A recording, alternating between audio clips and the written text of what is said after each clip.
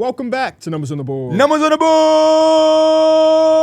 yes! End of the week episode, the boys. Saturday, always a classic. Before we get into the episode, I want to remind you to leave a like on the episode, subscribe to the channel. We recognize, at least I got hit up a bunch over the last 24 hours, that some of the audio episodes are not hitting Apple just yet. We recognize that we're trying our very best to get it going, but you can find us on audio. You can find us on Peacock. You can find us on NBCSports.com/now, Monday through Friday, 12 to 1 Eastern time. The first week is wrapped, boys. Like, new schedule. How we feeling? Tired. Yeah. I'm tired. Gonna take some time to adjust. I needed that extra hour today. I'm not even going to put it all on the schedule. I think it's the excitement of the season starting mixed with the new schedule. And just, wanting to be on. Like, another week or so, the quad boxes ain't going to be quad boxing. I feel that. Just keeping it a buck. Yeah, especially when it first started, it's a little hard to keep up. That's why, even joining the Discord is nice because I could hear D Mills talk about a game that I might not be locked in on, and I could quickly change over. I was glad some of those games ended up kind of blowouts because I was able to lock in on some of the other teams. So too. you also didn't watch a single second of Miami Heat versus Memphis Grizzlies? No. I don't think any of us. I think I watched the first quarter. We were on the Discord when it was on, and none of us was watching. And then I left it after that. Yeah. We saw. I think I said that Bam had 18 points in the first quarter. Finished with 24. And well, you're blowing out. You let the other guys hoop. Shout out to explosive quarter, though. Got to show love. But, the quad box situation. That goes to hand with the quad box situation where I'm a Knicks fan, so the Knicks always getting one screen. Mm-hmm. If the Knicks ain't playing, I would have had double screen with double games, but the Knicks going to get their own solo screen. And so when you got a group of games fighting for the time, I'm looking up at the score. Because sometimes the games are going and you forget another game start. Yeah. But then once y'all say, man, they already up 27. Oh, yeah, they not. There's just no reason to take out, another game. Mm-hmm. I think yesterday we had a stretch where we had Pelicans versus Spurs. That was good. Hawks then we Magic. had Hawks Magic, and then we had Pistons Rockets. That was all three of those games. And then we had the time. Raptors. And then, we had literally four really good games on all at once. Yeah. Mm-hmm. Yep. And so that Heat game just got They tossed just to the fell side. through. Yeah, no. Go If there's win. four of the Which games on, it's it's going to better. happen. Over the course of the season, it's going to be blowouts. I don't know if it's always going to be like that. But, it happens I sometimes. think the worst is when it's a night full of all blowouts. But I will say this. That's two explosive games for the Miami Heat on the offensive side where a lot of us had huge doubt. Mm-hmm. So what that does for me is mentally lets me know the next time that they own a slate, their game will probably get prioritized because I want to see the first. if this offense is just like out of add in Norman Powell and everything is fixed. That first game was against the Magic. They were putting up 30-point quarters, too. 40-point quarter. The opening quarter was 40. Yeah. Yeah. They. I've already seen Heat fans thank you, Duncan Robinson, but it's cool. We got Simone Fontecchio now. Yeah. You let that thing fly. And they ain't got Hero. We got a lot to get to today. Let's start off with Drop the Mic. We got it? Yeah. Like you said, a lot to get. I'm so glad that I do is done. A lot I to think get it was to. Mike's face. Yeah, no, it's Mike's face. He looked at me like, wait, am I supposed to have that today? Nah, I thought you were going on to something else, but I do have Drop the Mic. I want to ask y'all, I heard you talking about it a little bit yesterday. Who have been some hard watches? Obviously, it's super small sample size, but who have been some of the harder Atlanta watches? Hawks. Fourth quarter last game gave me more belief in what we saw about the Atlanta Hawks this offseason. So I think it's not the whole team. It's more so just Trae Young. but the fourth quarter, he was great. So it's like, okay, we cool. We all right. Everything's cool. We played 8 quarters, 7 of them. We look like ass. Hold on, let me ask a question. If that's how you feel about Trae Young, how did you feel about Paolo Banchero? Oh, he was a hard watch too. I think that offensively, We gonna make sure you start being consistent. What am I being inconsistent? On Paolo, it is impossible to not have biases. We have our favorite players. We have our favorite teams. You try to put them to the side. It's hard not to. I mean, it's hard to put them to the side. Paolo's one of your biggest biases in all the hoops, which is fine. It's your guy. Well, I was talking to Pierre about him last night. Like, yeah, he had some really bad shots. I don't think you were. This is as somebody who was there. I think KB started saying some things, and there was nothing for you to say because in the moment, what KB was saying, some of his issues were. It was true. Coincidentally, It just happened right after. That normally does not happen. You can say, man, P, you like Paul George. he be tripping. But Paul George could be on the verge of having his 30, and it ain't nothing. Whichever you saying could not be plausible at the time. Yeah. Or it's like saying, man, Jalen Brunson be flopping, and then the next play he literally flops. KB is in there saying, man, don't get me wrong, Paolo, I get it. He can hoop, but he has certain things that just jotted out. And literally the very next play is KB saying, see, and then you got Darrick like, but you know, blah, blah. And then the next play again, Paolo maybe like settle for a crazy turnaround jump shot after just having a layup. And he like, see, and after 4 of those moments, Darrick finally had to kind of be like, yeah, really, it was that last shot where Darrick couldn't say anything. Yeah. But prior to that, boy, Darrick wasn't trying to hear shit KB had to say, not even a little bit. I felt like prior to that shot, what happened before that shot and him just shooting the way he did on the night made that shot even worse. If he would have hit a couple, maybe it's like a little heat check, whatever. I don't think that he would didn't. explain. He didn't hit any threes That on the too. night. I don't think that time- would explain. the time timing was yeah. up. That The was so timing bad. was bad. I don't know what. I guess his mental clock was just so far ahead. Like that's the only explanation that he took that shot. His mental it clock. happens. Yeah. Tobias so- Harris did it in the Bulls game. It was 7 seconds left. Yes. He shot it as if it was Yes. 1 second. And they could have got a much better look if he was a little bit more patient. I mean, it happens. So that's why I said that, because I also feel like KB was also saying some things about Trae Young in the same game. Yeah. And it was more easier for you to dogpile on Trae Young because that ain't your boy. So you come here like, who y'all are watch? Trae Young? Because we was just talking about his ass last night, wasn't doing a damn thing, to the point where you forgot about what he kind of did in the fourth quarter. Yeah. But you see, your boy Paolo wasn't even nowhere at the top of your brain. That's what I mean. That's all. But I rock with Paolo too. It's just his ass be I tweaking think a little Trae bit. Young's hard watch is just defense. I hate okay. watching somebody. That's fair. Yeah. Like Some of that offense is.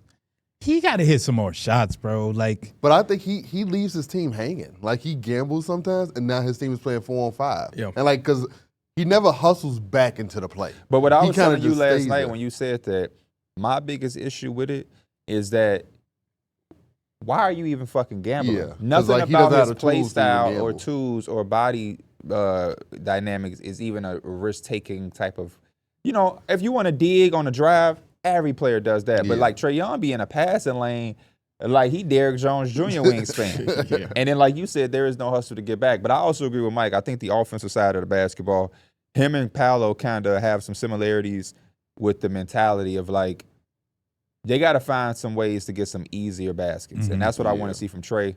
A lot of those three-point attempts, he'll have those 1 of 6 attempts or nights because he's shooting from the fucking logo. yeah. Yeah. You know what I mean? I don't have the answer, but I know some of that shit ain't working. I don't know And if anybody ever will, to be honest. it with gets you. a little tougher when a guy like Jalen Johnson has a Paolo assignment and gets in foul trouble early. And then, Nikhil, I believe they took 20. I got it written down. They took a very low amount of threes, and 10 of them came from Nikhil Alexander-Walker, who shot 1 of 10. That was my first thought when rough watches so far. 8 It's of Nikhil 29. Alexander-Walker. yeah. Not only is he just missing shots, He just pulling it. Quinn Snyder has made it a point over the last couple years to like try to get the ball out of Trae Young's hand every possession, and a lot of those are going in the Nikhil.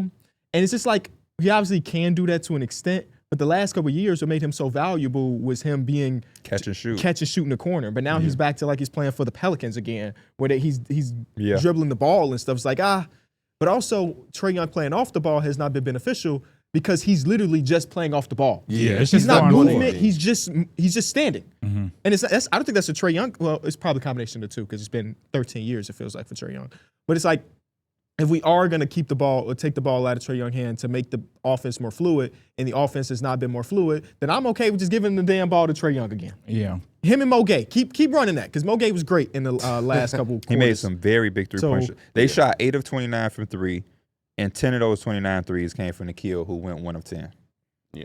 And so- Luke Kennard didn't even take a three. We didn't take no Yeah. three. But you know what he was what doing the though? fuck? Mid-range shots. He was playing Mid-range. defense though. Yeah. And he had one He lucky had a couple shot good where defenses somebody on fought Paolo for when the he was trying to ball, get the switch on and it him. got right back to Luke Kennard, and he hit a mid-range jumper. Yeah. But yeah, he took 0 threes, bro. 0 That's threes. so funny. He goes to a new team and just like the one thing we pay you for, you just not gonna do. How do you think a coach can get is it impossible for a coach to get a guy like Trae Young to buy in to that he can't just be a negative off the ball? Does it have to be he has to leave Atlanta and like be like there's a realization that I could just be moved? I think Or is he just too comfortable in Atlanta to where he could just feel like he I can think do it's whatever the also hell just he part wanna of do? his place. Like, that's just not, he's not going to just turn into like a Steph Curry overnight. It's Like, not. I I don't don't think want it's him to be Steph Curry. I don't want no one can be Steph Curry. I don't think it's exclusively a Trae Young thing. Most of the stars across basketball are not going to be great off the ball. Yeah, James Harden used to be very like a Luka Doncic sits at the logo when he doesn't have the ball. Yep. But he can give you 49. He's just a different But, type you know, of talent. yeah. I think the thing with Trae Young and a lot of other players around the league when it comes to that is the personnel. If you're going to take the ball out of my hands, then we have to put it in somebody else's hands who's going to be more productive than me.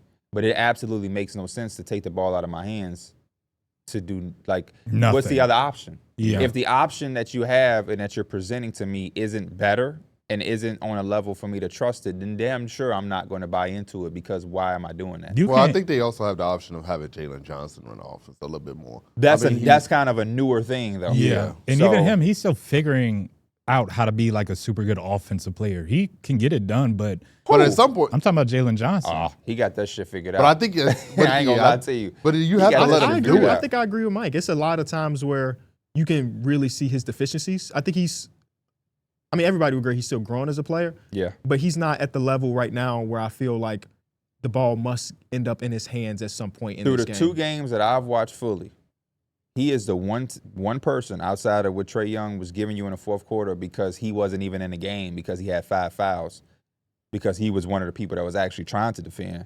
Good things have been happening when Jalen Johnson touches the basketball. It don't always mean, I'm not telling you he's going to be a walking 35 points, but good things have happened because he's the one player that I feel like is not afraid of rotating the basketball. They And got he two also main is a little they got bit more- two main guys that create. and He's a it's- little it's bit more those two. dynamic without the willing to be a little bit more dynamic without it because he's willing to drive, lob, transition. Mhm. Now, yeah, the catch and shoot shit, the perimeter shot for Jalen Johnson is always going to be the thing, like a lot of players in the league, that's the swing thing.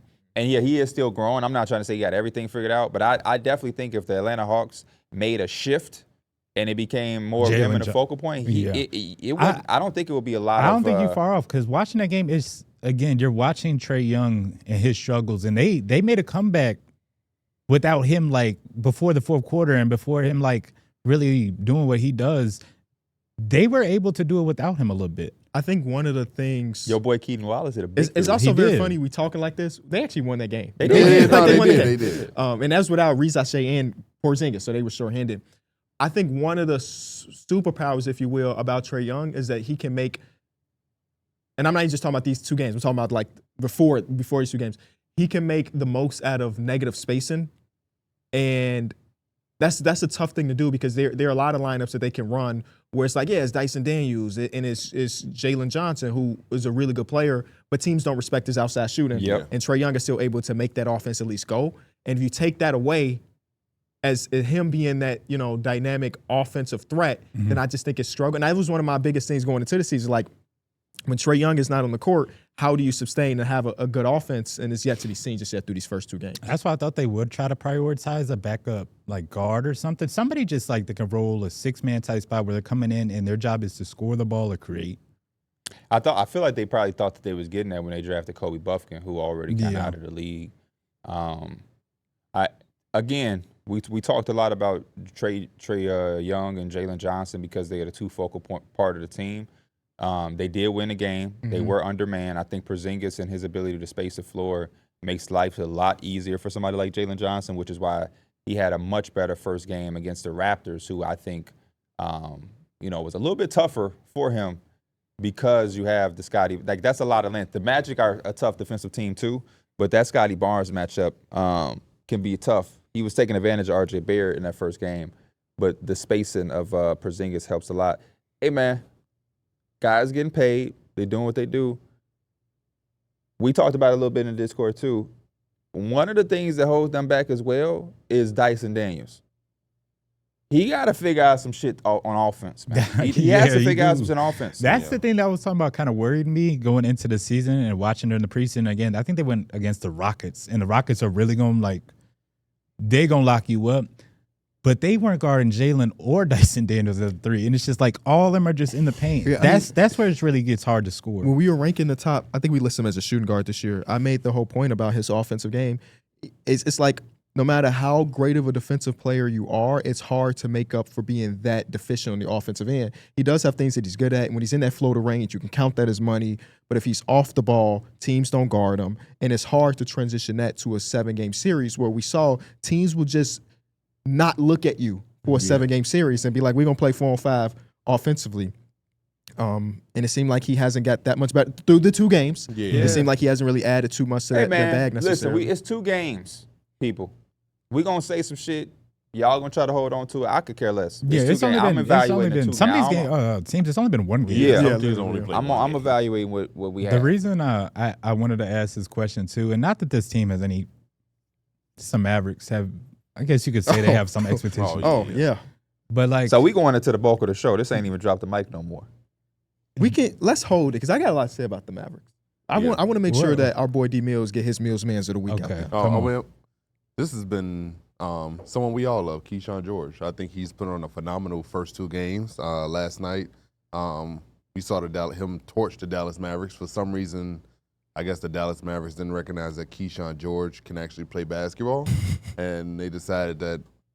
I don't know what the hell they decided. He was doing his thing, though. Shooting. They haven't made any decisions. Keyshawn George put on hit the weight room and never looked back. Like and the thing that impressed me most is he's bringing the ball up now. Yeah, no, he's running pick and rolls. He's making decisions versus that's his game though. Yeah, that's what he did at Miami. That's what got him on the map to be a prospect to leave one and done. Mm-hmm. So it was good to be able to see him have everything on display.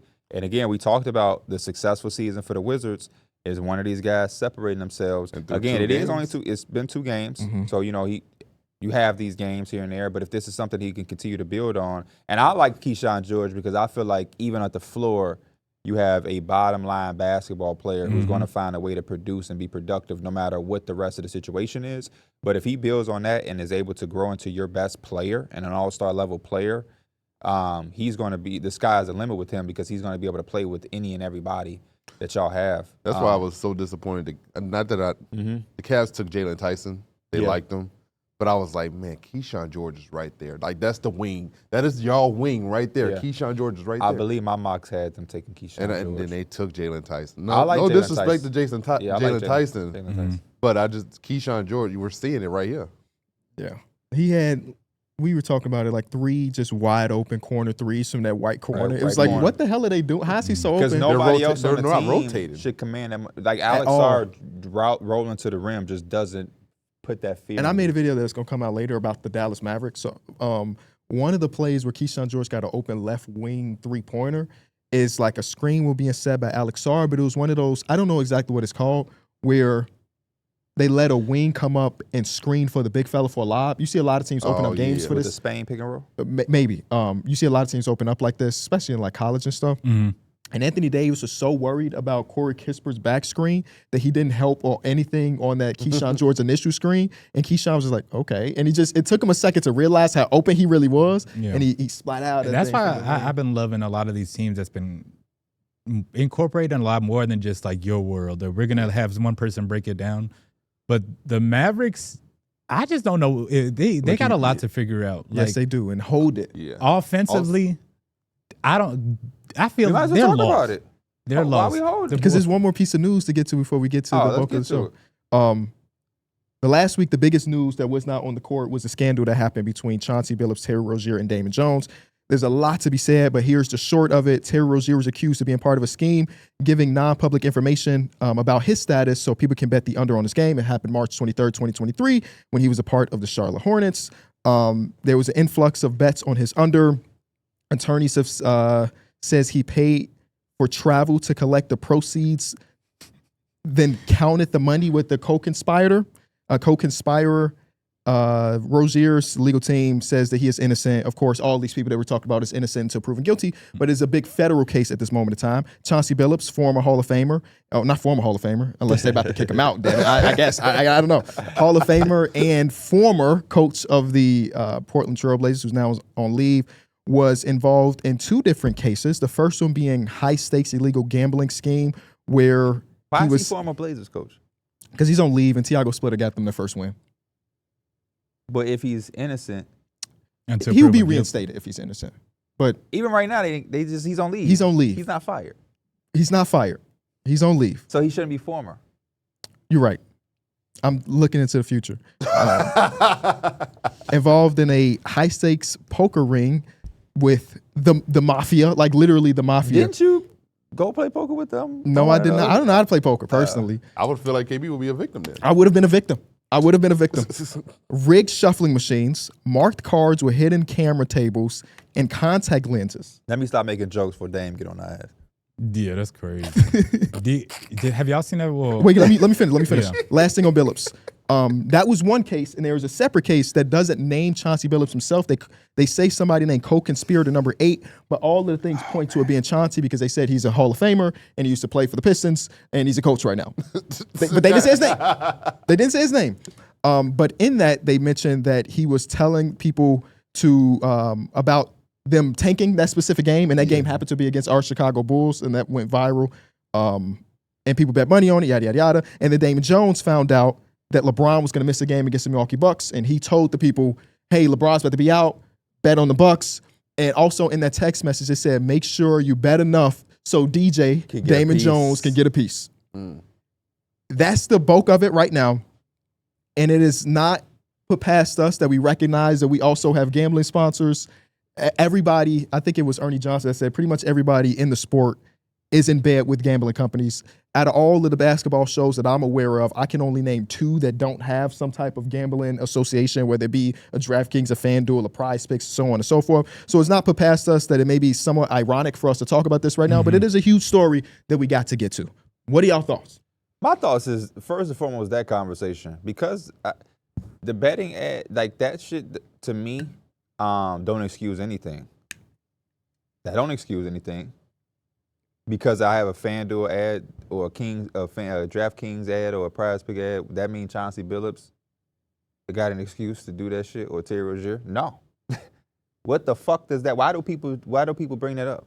I think it's more so the fact that the NBA, like saying that the NBA got all of this. No, and I also think they're saying that you're using your influence to promote it. Yeah, so therefore you're a part of the problem as well. Yeah, I think that's what it boils down to. But my question is, was gambling happening before ads were put into shows? Yeah, but I think it wasn't as convenient for a lot of people now. Because the biggest conspiracy in the NBA, one of the biggest conspiracies of all time, is the greatest player of all time. I would say leaving the game. Yes, and it was so hard to confirm or investigate because there wasn't like legal ways to do it. You had to go through a bookie. You had to do this and do that. So it's a lot tougher than being like, hey, Darrick, I'm not playing tonight. Bet that under. It's so easy to track, and that's probably why we get more stories. Absolutely. Obviously. But my point is, what I think a lot of people don't understand is in the NBA world, not us, the actual players, coaches, and people that are together, the gambling is at an all-time high more than you know. Y'all talking about FanDuel. No, I'm talking about people or DraftKings or Prize Picks. I'm talking about when they're on the plane, have heard thousands of stories of a motherfucker getting their jaw almost broke because a boo-ray, poker, all of these different things that the average fan are not hip to. They think gambling is only on a sports betting website. NBA players have been gambling, but I think since the beginning of time. It's about the integrity that's involved in the basketball game. I don't think anybody would care. I don't think the Chauncey Billups. I mean, people care. But that's less of a story in our world. It's more about him saying like, "Oh, we're gonna tank tonight." Yeah. Like it's bad that he obviously did the stuff in the poker game, for sure. But it's not impactful to the game that we care about. Yeah, right. It's the other part. And I can understand that. I'm just saying for me, and I'm a little different, but I don't think that I didn't need this to happen to know that this happens. If that makes sense, it's just to me it's crazy that it's kind. To me, some of the shit is crazy. Where like Terry Rozier, Jonte Porter. My barber's FaceTiming. FaceTiming? Maybe an accident. Just don't answer. The hell? It's like he got $1 million he for you. He sent me a text message too. Respond. That payment ain't go through last time. He said, "My bad, pocket dialed you." Okay. I was curious to what he. But he texted you too. Well, he said, "My bad." Dial. Oh, he texted you to my bad. I just think it's crazy that I think some shit, no matter how much you think is happening, it's crazy when you hear some of the things that come with it. Like you said, Terry Rozier was counting up that bread. To me, that's crazy. That's very crazy. You know what I mean? To me, that's fucking crazy. And I think it's crazy that they filmed it. Yeah. Yeah, what do you Video doing? not out to the public, but according to the documents, it exists. It's also crazy when you look at some of the games that the unders were on and like motherfuckers is like, oh my bad. I turned the ball over. You know what I mean? Like, and I also think, I'm not gonna lie, I think it's crazy that people think that they're not gonna get caught. Yeah, I think that's the They craziest track part. everything we do. And you're not, I don't know. We talked about this when they first broke, as issues were still coming out. At least we talked behind the cameras about like, if you are a Jonte Porter or you are a Terry Rozier, people aren't betting on you often. Yeah. So if there's going to be an influx and unders on you, it's going to raise some suspicions. If you go from a person that gets 30 under, I'm just making these numbers up, 30 unders placed on you to 300, I don't know. The federal government really care about this type of shit. Yeah, they got bots and literal people that checking this shit all day long. Yeah, and it, like nobody's trying to lose out on that money. And it's I think one of the things that surprised me the most is that Terry Rozier was cleared by the NBA. Yeah. Right? We heard about this investigation months ago. Somehow they thought he was cool, but then the federal government said maybe he's not. Did you hear him talk about it on the during the Cavs Knicks game? Talk to me. No, I didn't. Because they were asking him about it, and asking who? They were asking Adam Silver about how Terry was still cleared to play after the investigation, and he said that they basically did their due diligence in so, and like Terry Rozier cooperated. He was coming to the offices, and like they were doing everything they need be, but they just don't have the power that the feds do. Obviously, the subpoena stuff to get records. So, in his words, like. They did what they needed to do, and now that they're learning that more stuff is coming out, they're doing all the right stuff to cooperate. And basically what he was trying to do is just clear that, like, the NBA is not a part of this shit. We're doing what we need to do, and we're cooperating. Don't try to put this back on us. Brian Windhorst, though, said that basically the NBA told his ass not to play last year, having his injury. And that was his under-the-table suspension. Yeah, because that game, he played 9 minutes and he didn't play for the rest of the season. And it never listed as like a real injury. It wasn't like he tore his ACL.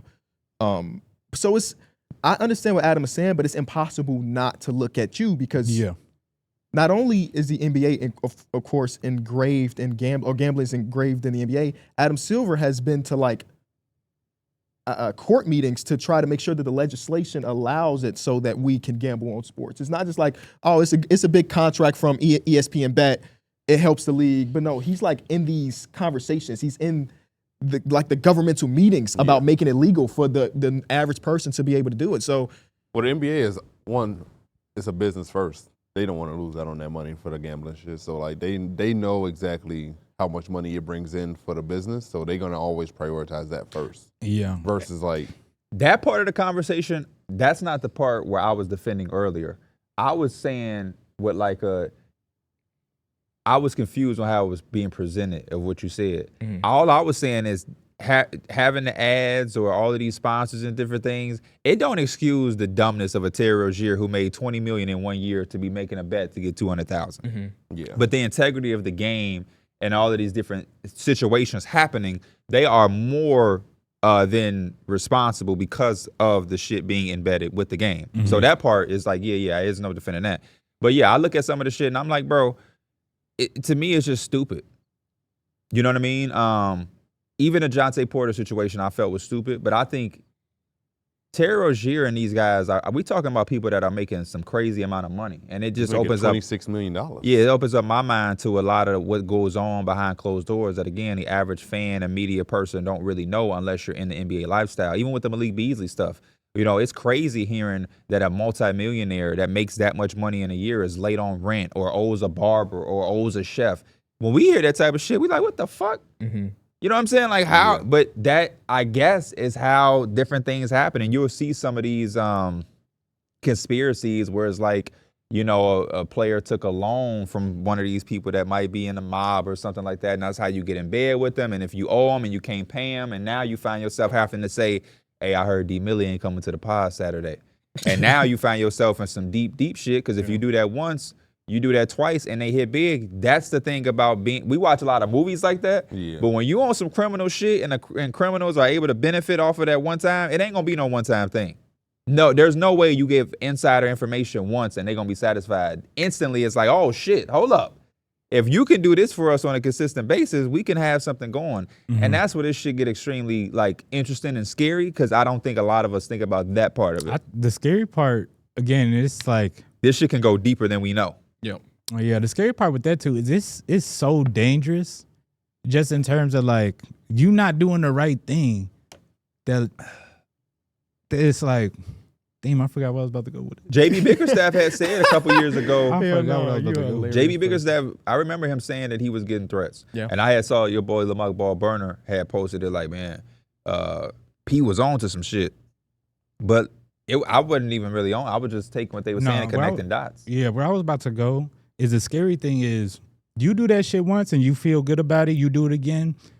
You gonna keep waking up thinking you good because ain't shit happening in the right now. Them fans be looking at that shit for years. Yeah. So it could be 3, 4, 5 years down the road, but they getting you for some shit back in 2019. They're looking for consistency. They need to build a case. One of my homies' brother went to jail. Yeah.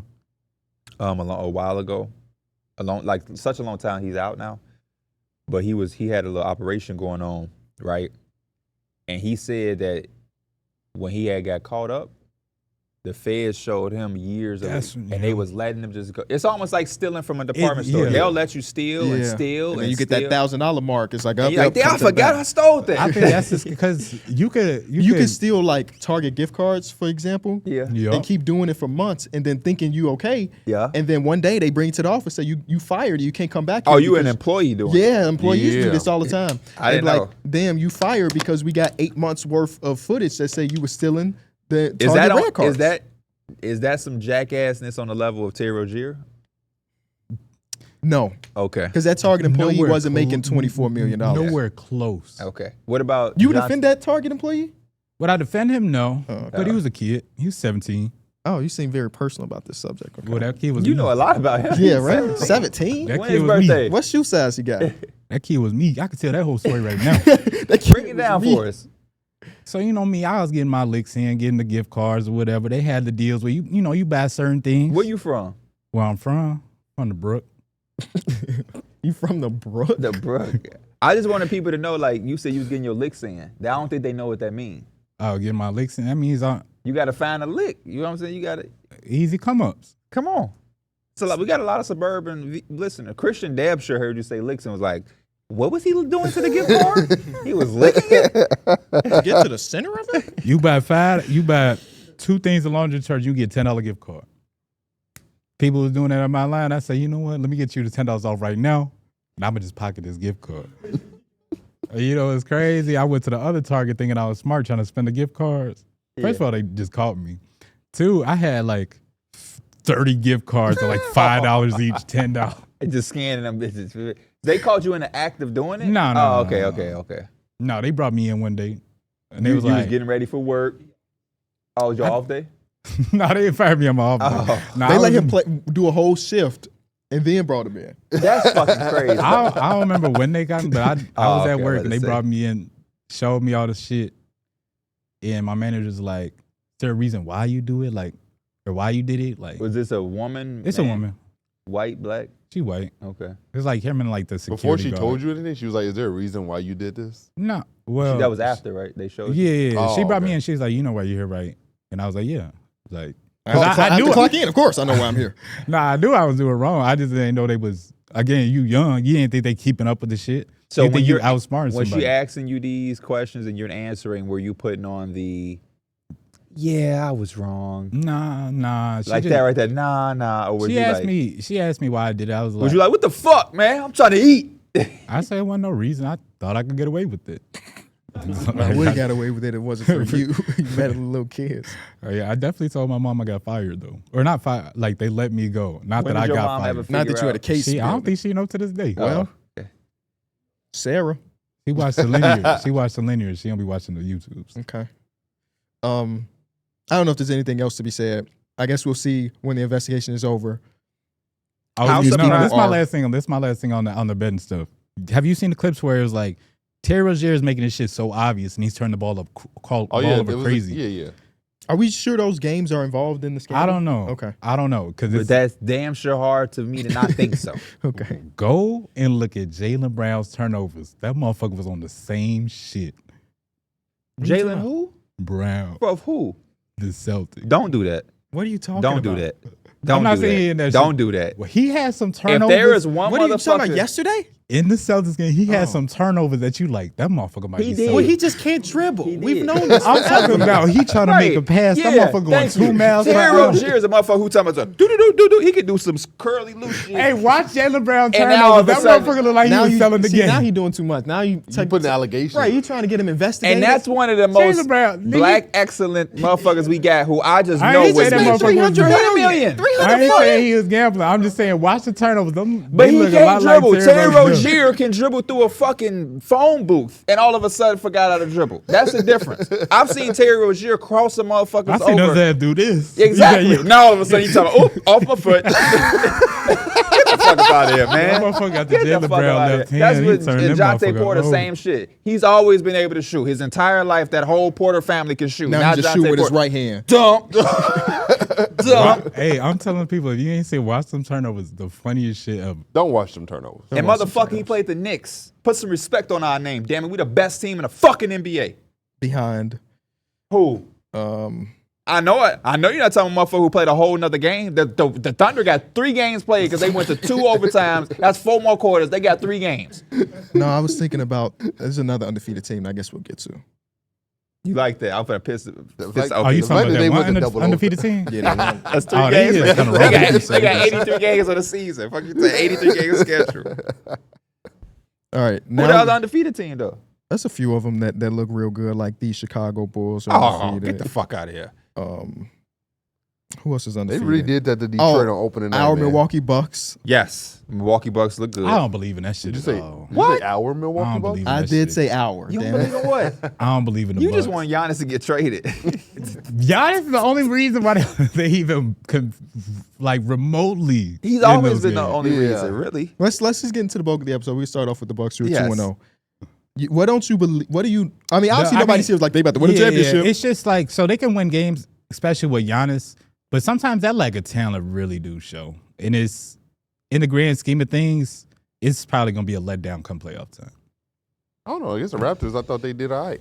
I thought they. I Same. Think That's a they've tough been doing team. decent. They was up by 10. Giannis checked out. He got back in. They were down by 1. They won the game. Yeah, I think won a ball game. and that's a team that has a defensive structure to kind of like bother him, and he was just still. There just was getting his there way. was a big ass wall. He had like But he 3 was still people in just- front, he 2 people still behind. dunking Shit that just motherfucker. still didn't matter. 31, 20, and 7. It was the final box score, including 2 for 2 from 3. From 3. Yeah. He hit his 3 And one of them pointers. was a big 3. I was a little worried in that first game with the Wizards because I'm just like, y'all up like 27. Y'all let them get this lead to single digits at some point. Well, now we And just know Keyshawn George. Yeah, and the them actually Wizards. good. Yeah, The Wizards yeah, got but a I'm- little game. I That's was- also the NBA. No lead is really safe. That's You why, know, like, when the yeah. Knicks was there, and I'm like, But I'm just like certain team, you just got to take care of business. And I think the Bucks are in a situation where I think they could really capitalize on see, now we about to do it. what? My auntie always told me beggars can't be choosers. What Wait, do they no, need no. to do? They need to win games, right? Now you about to say they can benefit. Every team could benefit off of having 25-point wins. That's not what I was about to say. Oh, okay. Let me shut the fuck you up. not Then. even Let me shut the fuck up. I'm shutting the fuck up. I'm saying that I think the Bucks are in a situation where I think they could really capitalize on having a second best player in the league, being able to go out and just bully the weak teams. I think that's something that they could really utilize going forward. You don't think they did that? I mean, obviously. No, they did. The Wizards went on a little run, but nobody But was like, oh, they about won. to blow this They game. ended up winning, but I think those are games that you shouldn't. You So don't they wanna got to get- win by 30 for it to be a No, good no, win? So I'm- he no, did say what I was I'm projecting him to saying say. you can't give them hope. That's how you get yourself But it fucked also, over. it is the NBA, though. It is. No team is losing every game by 30. No, You I'm had not me saying convinced that you was about to say some completely different shit than I said. So you are saying that they need to be winning by The 25. Cavs No. won by 6 against the Brooklyn I'm Nets just saying, yesterday. when you're playing against a bad team Yes. and you're up 30, Uh-huh. you don't want to give them hope because that's how you end up fumbling that game. That's all I'm saying. And we're you need saying to take care of we're business. saying that that's common sense. And they also were never up 30. that I think it anybody was 27 at the highest. It was 22. anybody would love that. But again, it's the NBA. Yeah. So, and then also, how do you expect to have the lead when how are they going to get the lead? Who has to be on the floor? Giannis.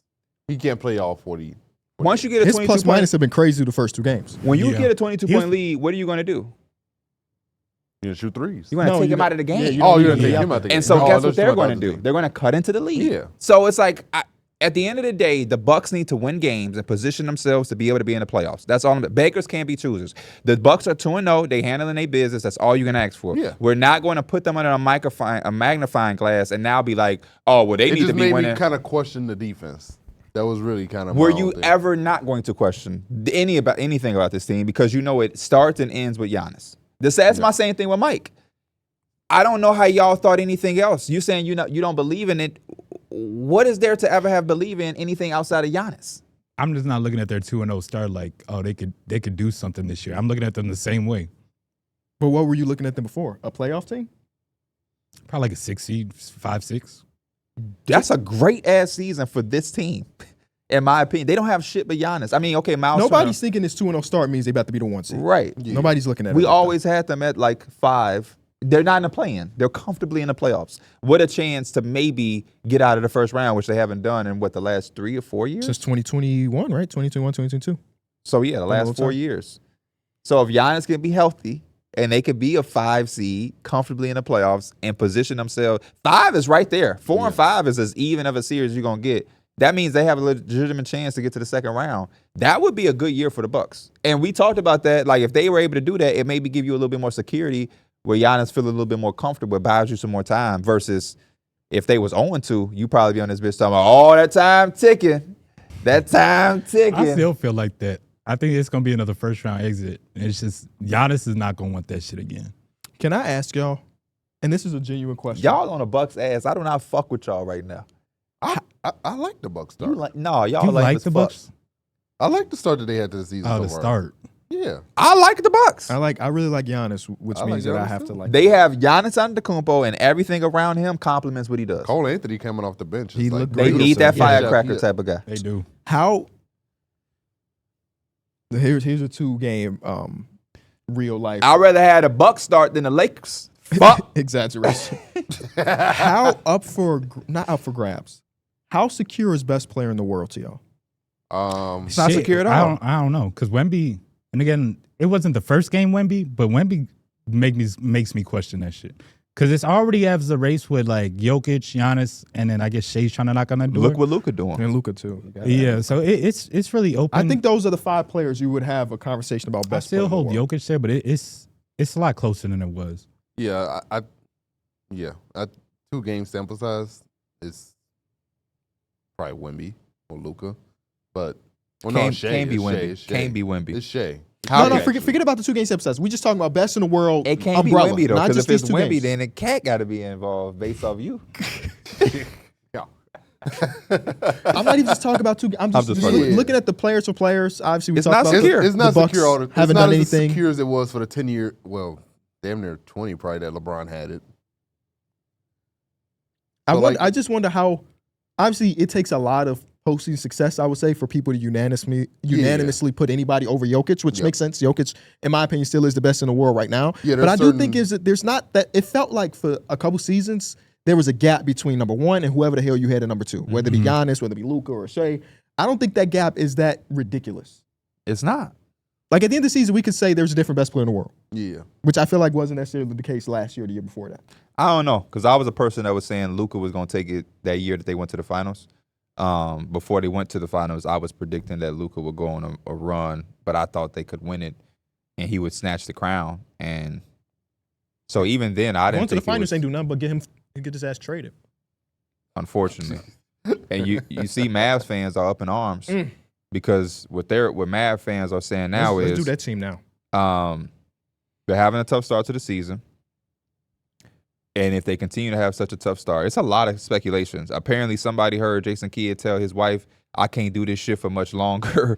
Didn't he just sign an extension? Exactly. That's what they was all saying. And then he was late to his press conference, and he was clearly frustrated and different things like that. He said there's a deficiency at the point guard position. But he's the one putting Cooper Flag. Okay. But he has no other choices. D'Angelo Russell played was 8 minutes. He D'Angelo Russell ain't do He does shit. not like D'Angelo. I understand that, but man, if it ain't broke, don't fix it. But when that shit broke, you got to try something. Yeah, Nembhard, go out there. Max Christie, what you got for me?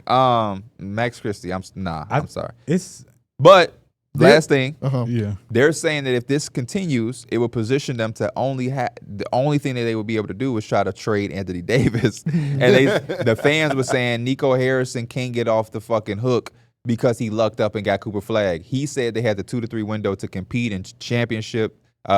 Defense wins championships, and they got AD. And now they're saying for that whole plan to abort mission just a year after when they traded Luka, that would mean you traded Luka Doncic for fucking nothing. And they saying that if that happens, then Nico Harrison need to get the fuck out of town, and he can't be saved by Cooper Flag landing in their laps. Bro, when I think of the Mavericks, it's two things that come to mind. It's obviously Luka not being there no more. And the second thing is Klay Thompson. And he was one of my hard watches too, not just the 2-game sample set, but him as a Maverick in general has got to be like, that was the worst thing that happened to the Mavericks for Klay Thompson is Luka has got traded. Because it's damn near. Yeah, I'm not telling my kids when they get introduced to Klay that he played for the Mavericks. Yeah. And he always was one of those players too that I felt like is no matter, as long as he's in the NBA, he's going to be just respect, but he's going to be somewhat good because he can just shoot the pill so good. He don't even really got that no more. And it's just like they go into a rebuild. I think about Klay Thompson and what the hell he finna do. You setting yourself up. Now you finna have a game with 9 threes. He can still shoot the fucking ball. He Mike. can. It's just that it's not the Warriors. The magic. I said the magic is just not there no more. Maverick. Oh, the magic. The in magic. shooting. Yeah. You know, it's the shooters that like when they shoot the ball, you know that shit going in. What Klay shoot last year? 38, 39? It was 18% right now. I just looked it up. Through 2 games. They've been wide open too, because I've been watching the Mavericks.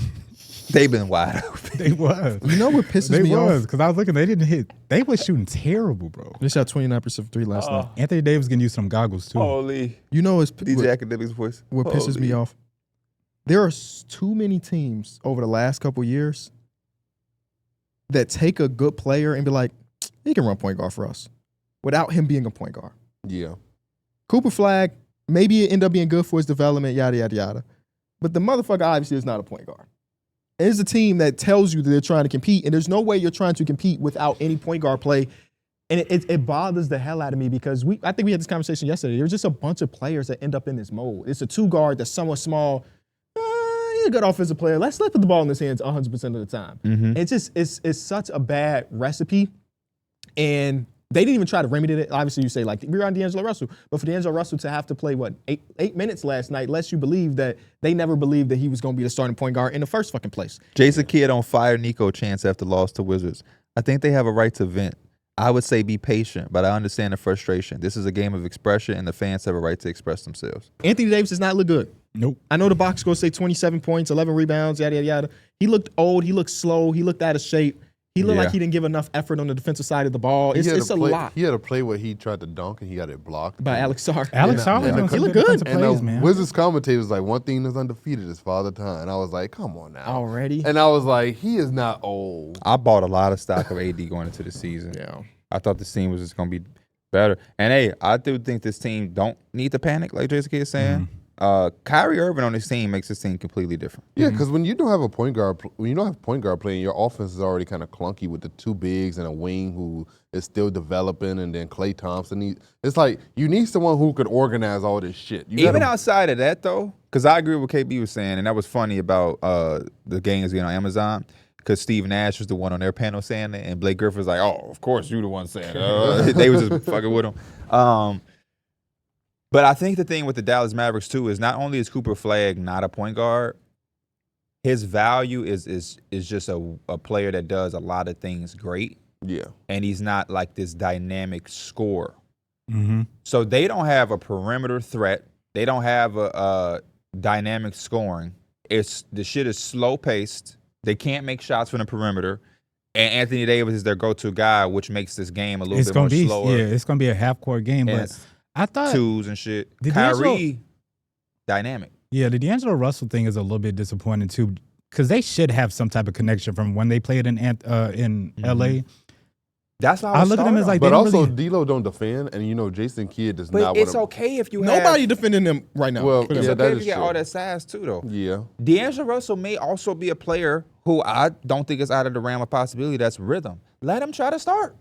The bench shit ain't working, so let's rework it. Let's let him start. he may have a little bit more of his mojo if he's a starter. Sometimes that shit happens. The same way with the opposite. Sometimes you're trying to start a guy, and it's like, you know what? Let's just bring his ass off the bench. He got a better flow once the game. You know what I mean? The Patrick Williams Just thing, yeah. try something The fucking Jeremy Grant different, experience. man. Jeremy Grant thing, hell yeah. Yeah. Jeremy Grant Hell nice right yeah. now. Hell yeah. But yeah, I think, not having a point guard to organize it and also having nobody that's a threat. Yeah. Nobody got you shaking their boots from the perimeter. As good as Cooper Flag is and as good as he's going to be, nobody coming in them games like, oh man, him off the pick and roll. We gotta send two. We gotta run him off the line. But to your point with the no point guard, that's why I didn't really like, or I don't like Jordan Poole at point guard. I don't either.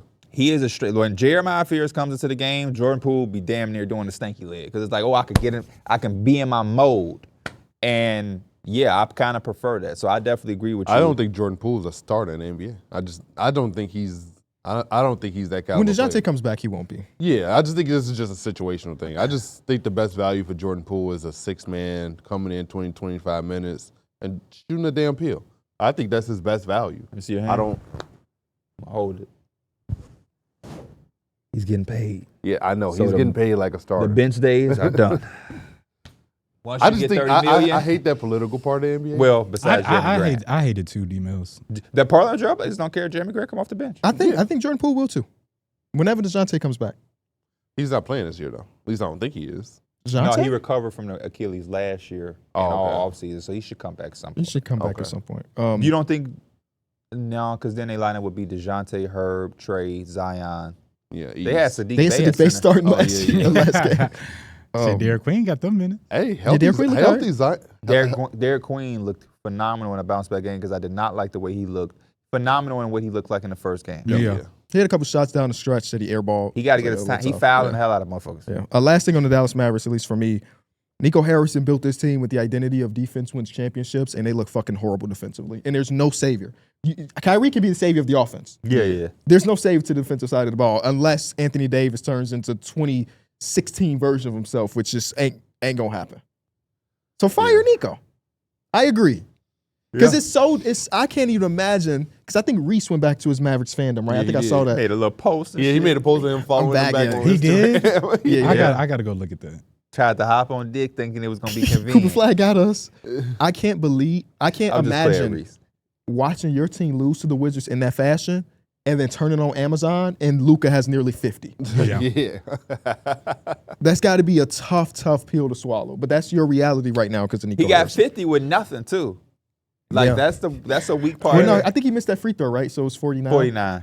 Yeah, he did. Let me not say that because Rui stepped up, I but it's remember, like the Lakers ain't looking great right now. To your point though, yeah, it was literally him versus the Timberwolves at one point in the game. Let's do the you know Lakers. what's- Yeah, I feel bad for Jaden McDaniels, man.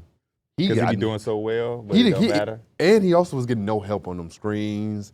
And then What you trying to say?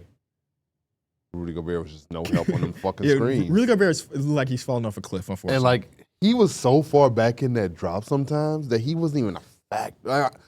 It was just disgusting. It was pretty much Jaden McDaniels trying to fight over a screen, and he has one of the best players in the world just cooking But I've been with so no assistance. I've been so impressed how his body control is, where he's just been getting like and one. He gets Yeah. so many because he's moving so slow. yeah, like a little fake dunk too. Yeah. Oh yeah, that shit. Hey, I'm not gonna that shit is no dunk. That was hilarious, bro. That shit was so open. He could have did a little something on it. I like when Rui play like that, though. Dwayne Wade was like, that's how I used to dunk at the end of my career. And then Candace was like, well, the difference was you was 36, he's 27 or whatever it was. Yeah. Like that's pretty funny. D Wade got the D Mills analysis. What's the He say, "You see that, Candace? That turnaround over the right shoulder. That's what I'd be doing to you if we did the 1-on-1. That's how D Mills be. D Mills be like, yeah, you see that? I'll do that shit to your ass. Tell me about Aiden for game 2, because I can't say I was completely locked into this game. Well, it was a much better game than game 1. And you could tell because the first half, I think he might have had like 4 points. But you could tell the effort was there. Like there was times where I literally got up and it was like, yeah, let's go, Aiden. Not because he scored, it's because he tipped up the ball, got the offensive rebound, got us extra possessions. And then again, in the second half, they just did a better job of fighting him. So I was pretty I was Marcus happy. Smart gave y'all a boost of energy. Oh, he's been one of my Marcus favorite Smart Lakers. literally came off the bench and he like changed his whole game. He's a plus 24 and 21 talking about minutes. Marcus Smart? Yep. You know, his energy was felt, KB. do you remember when we he used to talk- injected energy into the whole game? I remember P used to always bring it up, and it used to always like resonate with me because it's just how the team was. The Lakers rarely ever have dogs on their team. Yeah, he's playing that dog role for y'all. Yeah, we don't have Dorian Finney-Smith no more, so we lost him. Marcus Smart's been playing the dog role. I think that was. We never really have dogs, but we have all of the greatest players of all time. Well, Luka also said that their biggest emphasis after that last game was physicality. And Marcus Smart came out and he was playing extremely physical. Mm-hmm. So he definitely got the message.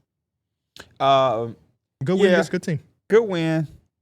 We're gonna hold back on Aiden. I think it's always easier when everything going right type game. Yeah. Oh yeah. When if Luka going for 50, I think everybody playing good. I'm feeling good too. He had some easy little dumping. I was glad Austin Reeves had the performance he had because, again, for Luka to be doing all that stuff and then he goes to the bench, you need that guy that's going to spark the offense. LeBron was happy. He was He cheering. definitely did his thing. So I was happy AR did it too. LeBron was He cheering. definitely was. Who are the four I players seen him averaging? moving this time. At least he giving high fives out. So Who are the 4 players averaging over 40 so far this season? Luka. 40?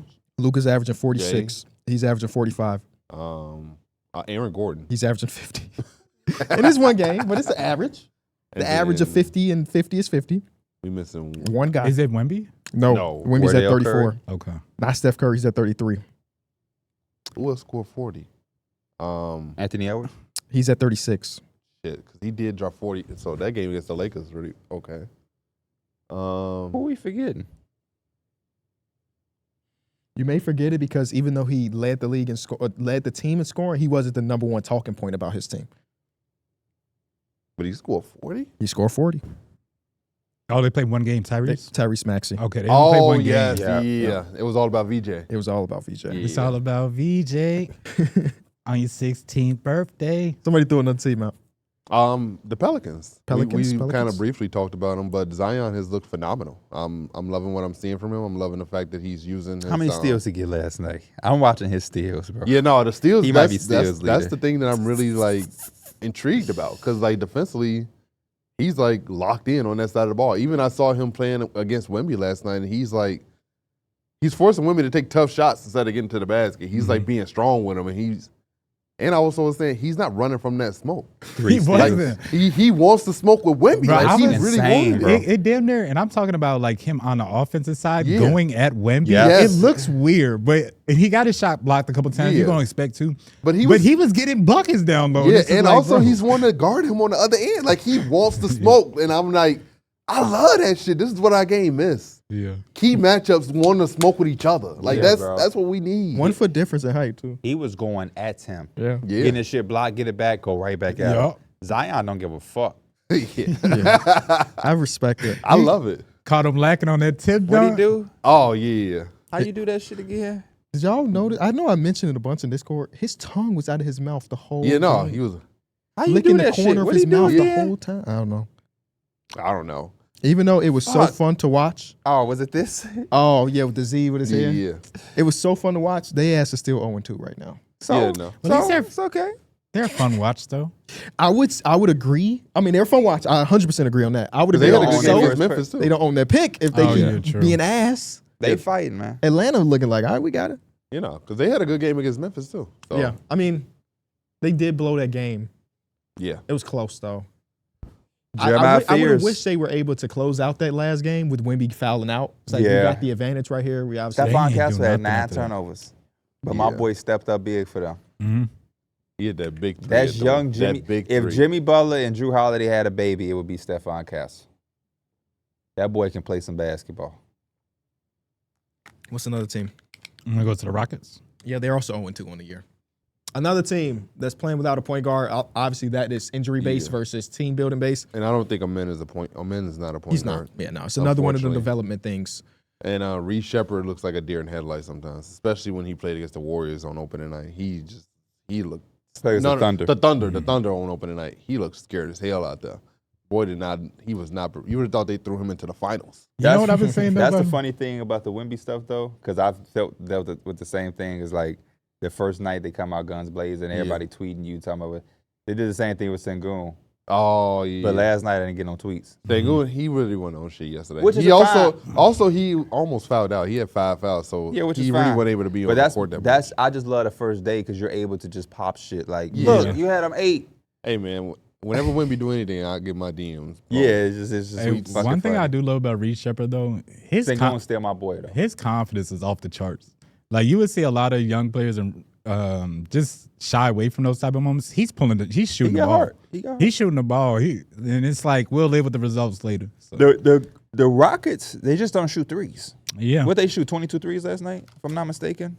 Yeah, that's when we they don't really have the wasn't able to really infrastructure to get even back set to their box defend. score up. They don't have the infrastructure to shoot threes. Well, it was just a bad loss, all things considered. Yeah, especially because you got 37 from KD. Like you would expect. Jay Knivey's out. Yeah. Jalen Duren gets ejected early in the game. Ron Holland plays 13 minutes because he fouls out.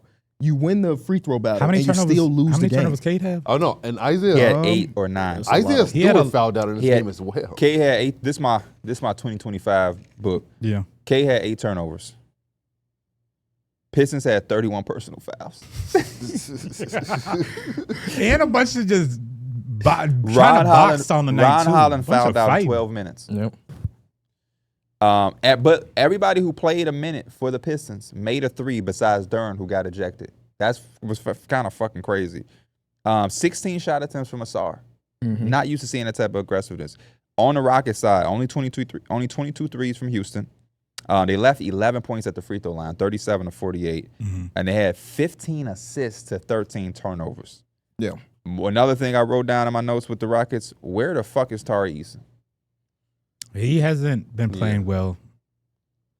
I just don't even, like, that's my dog. So when I watch the Rockets, I'm looking for Tari Eason's, and the presence is just not being felt right now. Yeah. Josh Okogie looked good yesterday. Huh? Josh Okogie looked good yesterday. He had a couple tough finishes. He had 2 and 1s. That's not what the fuck I want to hear. Yeah. Because they need to be prioritizing Tyrese. I love Şengün. I'm gonna give one piece of criticism. Yeah. Don't. He is a talker to the refs on every drive. Yeah, he is. He does a lot of complaining, and I hate that part about his game. I hate that part about everybody getting to do it, but he's But towards the top of the league and that type of shit. Yeah. You know what I kind of noticed too?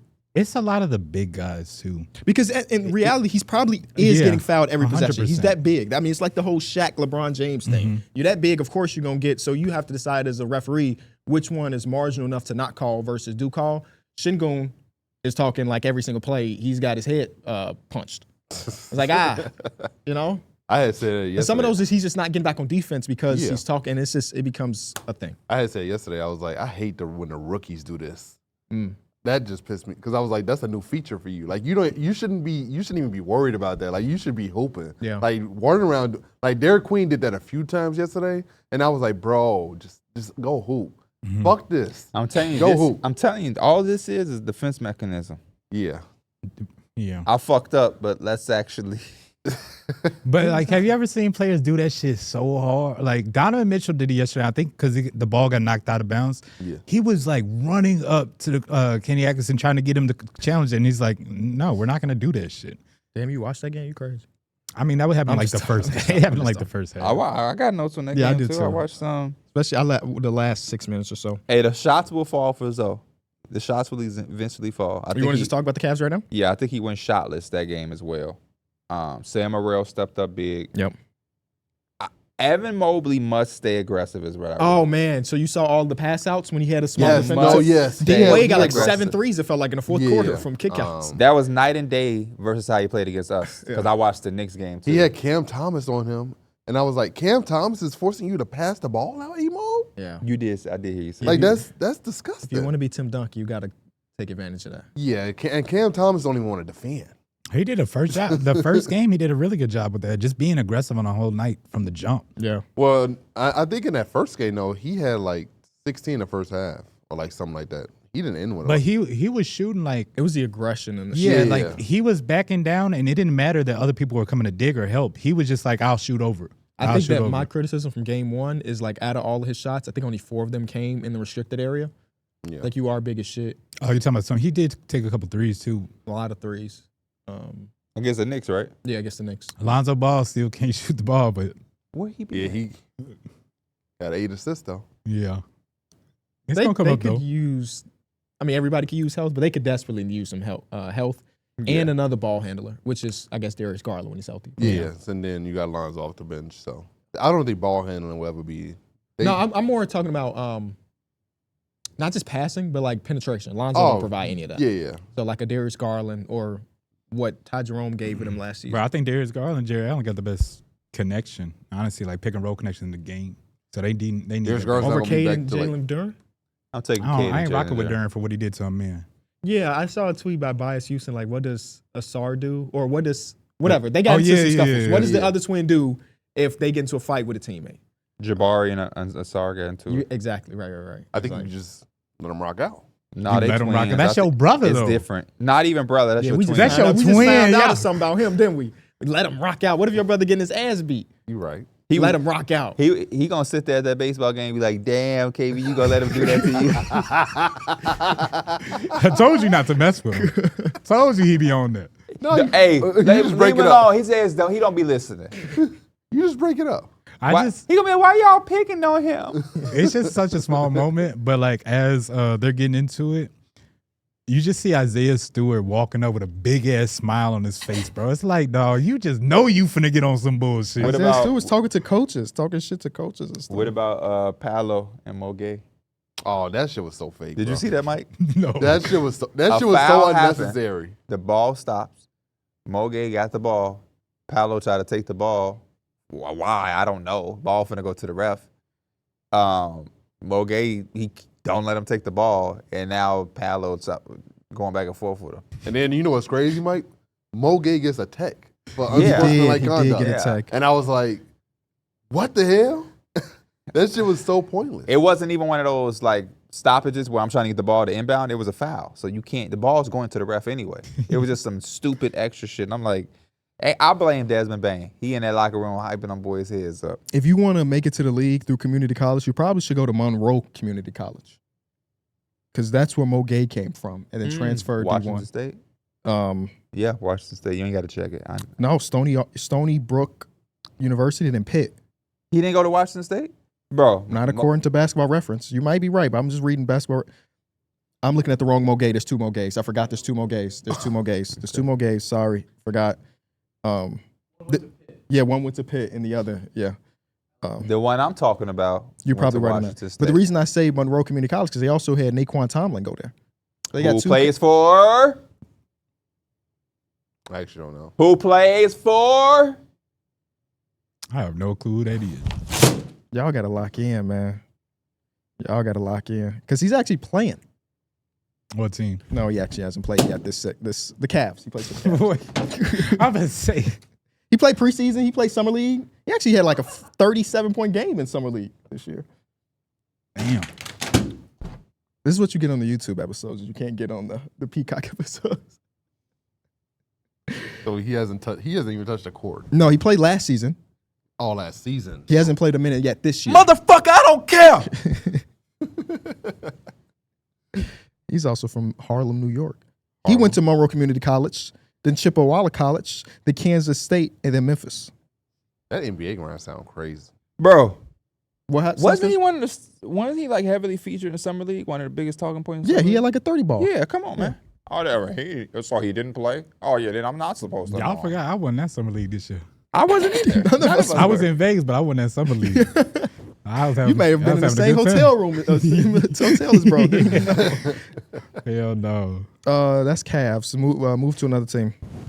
Um, Chicago Bulls. All right, let's do We the ain't talking Bulls. about the Nets. We ain't gonna talk about the Nets. I'm going to talk about them next. Jaeger Demon. Chicago Bulls. He's shooting better than I thought, but he's still uncomfortable with pressure. The Nets shot 7 free throws the entire game. Bulls. Let's talk about this. I got one more bullshit. thing about the Nets. Well, So you do want to talk about the Nets? I mean, I have to talk about everybody. Jaeger should also be the starting point guard instead of Ben. No, Simmons. but what I found out again, I don't know what we be doing sometimes. He's still dealing with his back thing. Oh, So I actually don't have anything to say about the Nets. Chicago Bulls. Darrick, you were at game 1. I was at game. We had one. game 2 tonight against Orlando you Magic. going to that game? No. Oh, It's in Orlando, so you have to get on the flight right now. You know, you know got the what PJ. this is? Yeah, you're right. Oh yeah, PJs. You shared that one with Drake. Yeah. Yeah. All I gotta do is call him. He'll send it to me. bro. You know what I saw yesterday? Am I fucking high? Why? I mean, maybe. I don't You know when I walked in, I just looked at you. You know when bro, I'm high. I'm high. You know what picture I screenshot yesterday? Oh, go ahead. You know what I thought he was wearing this whole time? A Cookie Monster costume? The shit he wore with his daughter. Was that? The Cookie Monster. No, that's Sully. The Sully This costume. whole time, when I walked in, I thought to myself, why the fuck is he wearing that costume? Like, then just now, I started to look at you like, are you going to game 2? And you like, PJ. Yeah, I got the PJ. And I look back, and I realized this is a fucking jumpsuit. This is not You know where you got it from. Fashion over for me. I ain't no logo or nothing. But, He bro, ain't got no sponsor for them already. have you reached out to them? I actually applied to be an ambassador. I Do hate you have to ambassador. campaign for that? Ambassador, don't be an ambassador. Ambassador sounds like you doing some work for free. I feel like companies like to be like, you are a brand ambassador. Remember dude from Jack Daniels? He was a brand ambassador. Oh, yeah. Fuck him out of here. Update.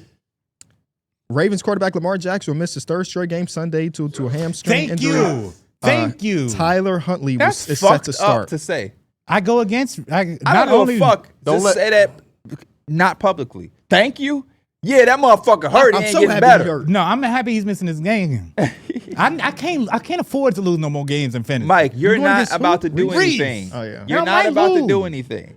I might lose. If there's any yes factor, which it shouldn't be, is like The he's going Bears. against the Bears.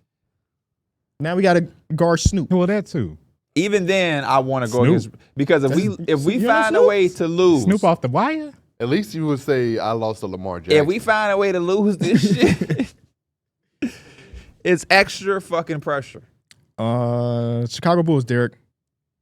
I was speaking to PJs, and I said, Drake, why was I scrolling to or going through like Twitter or Instagram stories and stuff?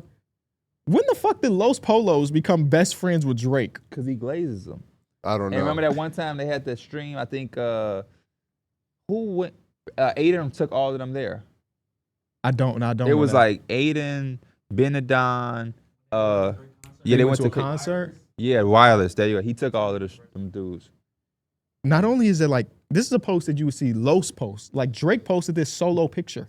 It's not like in a camera Is that an roll. old picture or It's new? July. So Okay, yeah, I seen that picture. as a guy who fucks with Drake, I will say this. Shout out One Los. of the things that has been very glaring with my boy Drizzy is that he likes yes men. He likes glazers. So if you fucking heavy with Drake and you ain't never said Derek, that, if you need that PJ, you better get to Glazer. yeah. Drake ain't fucking with nobody that got an opinion on him. Ain't nobody talking about them abs. That's crazy. Bulls. Quick takeaway from the first game. Looked great in the first game, man. It was kind of a dopamine rush. Josh Giddey looked really good. I liked what I saw from him when we talking about that transition. He was looking aggressive, getting to the basket. He was shooting threes. He was looking really good, bro. And I was like, damn, he actually might be the point guard of the future. Like he's kind of giving off that a little bit. Modest Buzelis was looking really good. I like how Modest can get all of his within the flow of the offense, and he doesn't have to take away from others. He also caught a body on Big Stu. So Stu, Big get Vooch. your ass. Big Vooch though. Stu, get your ass. Dunked on. Big Vooch was on a burner. Trail of threes was just cash. Yes. Trail of threes was like Feel like he in layups, man. Orlando. Yeah, it was just like money, bro. And I'm just like, they keep finding them too. What I liked from Giddey though late in that game is that he didn't run from the fact that he was gonna have to shoot the closing free throws. He kind of went and got the ball. So it's like someone who's not a good shooter and can have some free throw and shooting woes. The fact that he wanted to take the big shots and not either be subbed out or defer to try to get it to someone else. Kind of like that. How many minutes did Patrick Williams play? I don't know the count. Too many. For real? No, I'm talking. The probably played exact around number 18. 17. Okay. Need a rainbow 3. Who the Bulls' best player? Josh Giddey right now. I think he does. I think he has a little bit more responsibility right now than Modest. I think Modest is still growing, but I think probably by the end of the year it'll probably be Modest. Okay. All right, OKC Thunder. Man, they Extra gotta basketball from them in every game so be, they far. got to be exhausted. Already. Bro, Shea still, yeah. I be thinking about that too, because Shea doing so damn much, but he's NBA shape is different. Well, you know he what was, I'm saying? and he got fouled in OT in one of those overtimes in that last game. He stayed on the floor. He stayed on the floor a little Yeah. bit. You could I've tell done that that he was before. gassed. That's when you get a couple extra breaths. But Didn't you do luckily that in he's- that Yeah, Proviso that's what East I'm game? Yeah, Proviso East. They Oh, you found did it. that in that game? In a game, he like on the ground like a starfish. Like Melo? Just like Yeah. Carmelo. Exactly. He like had to get a Carmelo. breath. I kept telling the when you refs keep they was dealing with- hacking me. When you keep dealing with that full court pressure, that should get exhausting. Yeah, because y'all point guard wasn't doing nothing. Mm-hmm. One of the things I said about the Thunder, I was bro. Coach Dub literally said, "Mike, Yeah, I know. I was you in at that game. point I guard was in today." that I was game, like, "Bet." Coach Dubs? Yes, What the fuck was he coaching you? because for? it was a sophomore B game. Oh, okay. Yeah. Saturday he could. sophomore B game with the worst basketball I've ever shot. Yeah, y'all as anything. Yeah, Yeah. I think it that's was a against they JV though. Yeah, y'all as yeah. Like they had all the nice balls, and one of the players was like, "Y'all need some balls." They was like nice Wilson balls. It's like you know how this ball got the shit falling off of it. It was like an outdoor They They had all these intentionally nice gave balls, us and they the gave us bad the balls to outdoor warm up balls. with. I'm like, all right. trying to dribble that shit, hit the floor and never come back up. got titties on it. and Yeah, shit. exactly. No, but I think the Thunder. I like the start because they are fighting, and I just love seeing them have to face some adversity. I also think it helps Shea in the MVP conversation out of the gate because they don't look like the team that just dominated the NBA. They are extremely vulnerable. They're missing J-Dub the same way they was missing Chet and Ihart last year. Caruso and Case and Wallace didn't play. And it forces Shea to put that backpack on early. It also shows some of the flaws with the team that they will have to continue to address. I think AJ Mitchell though, he's been a such bright spot for sure. Really good, yeah. And I think he's showing that he deserves a lot more minutes going forward. I don't think they're gonna Last be able to year- really take the minutes away They from Yeah, him. won't. last year Like, he's it gonna was hard find for a him way. to really find time on getting on the court. But this year, after the first 2 games, it's like, hey, he got to play 20 plus minutes a game. Now it's like now we're gonna dip into Isaiah Joe and Aaron Wiggins minutes. So That was a big thing I talked about on Tee It Up was I am intrigued. I was intrigued with the start of their season. I also thought everybody was going to be relatively a little healthier yeah, because they are getting expensive with Shea, Chet, Dub getting paid.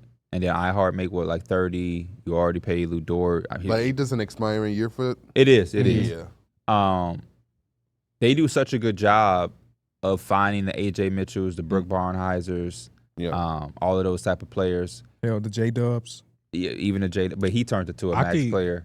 They gonna be able to keep the thing rolling because they gonna be able to transition. Into Yeah. AJ No, I went Mitchell. back to look at a lot of the mocks from that draft class. Going into the draft day, J Dub was not projected to go in the lottery. He was like 22, 23. So they reached for him, and obviously it's worked out. So their talent evaluation. Gonna have his misses. Like Usman Jane got his minutes took by Barnhauser. You know what I mean? Yep. Like an incoming rookie that was under the radar. I'm Took your waiting. minutes, I'm waiting but- for them to have like a game where they blow somebody out and they got the garbage time because I know Chris Youngblood is gonna put up like a 20, 30. He's point. another guy. He's gonna put up like weird 20, on the 30 court, points. though. He does. It's something about his stockiness or and something. his plainness. And Youngblood is such a crazy. He's last the same name. way in college though. He knocked that motherfucker down. I'll tell you What that. college you went to? He went to 2 of them. Which ones? He went to Alabama. And Christian, what college you transferred from? Chris Youngblood went to Alabama and South Florida. No, it was one more, wasn't it? Kennesaw State. Kennesaw State. Oh, Kennesaw State. I rebuilt them in college Football. football. I played for them before. Yeah. Damn. What was you a 1-star? They the worst team in the game. I'm pretty Well, sure. they said I was gonna be QB1. Oh, So. so you got to take That's what you can fucked get. up. That means you wasn't doing shit in high school. I bypassed that. I just made a You new do? guy. It's you not. go I don't- past it's high not school? fun. Yeah, it's not. I do the high school shit because it make you have to earn your Spot. I don't want to just go to Alabama. No, I It always just make. gets I a always make little a 3-star. monotonous. Okay. Like I made it's the 3-star. same shit over and over. No, again. yeah, but we haven't played that shit in so long that if I jumped back in, I would. It probably be fun. Next team we'll get to is the. We're gonna do these ones fast because we did them at the top of the show. Atlanta Hawks. Anything else to be said about the Hawks that we didn't say and drop the mic? No. I still need some more games for them. Yeah, I know. I mean, we Yeah. need more games for everybody, but I'm looking they're- at Trey Young. they're to interesting.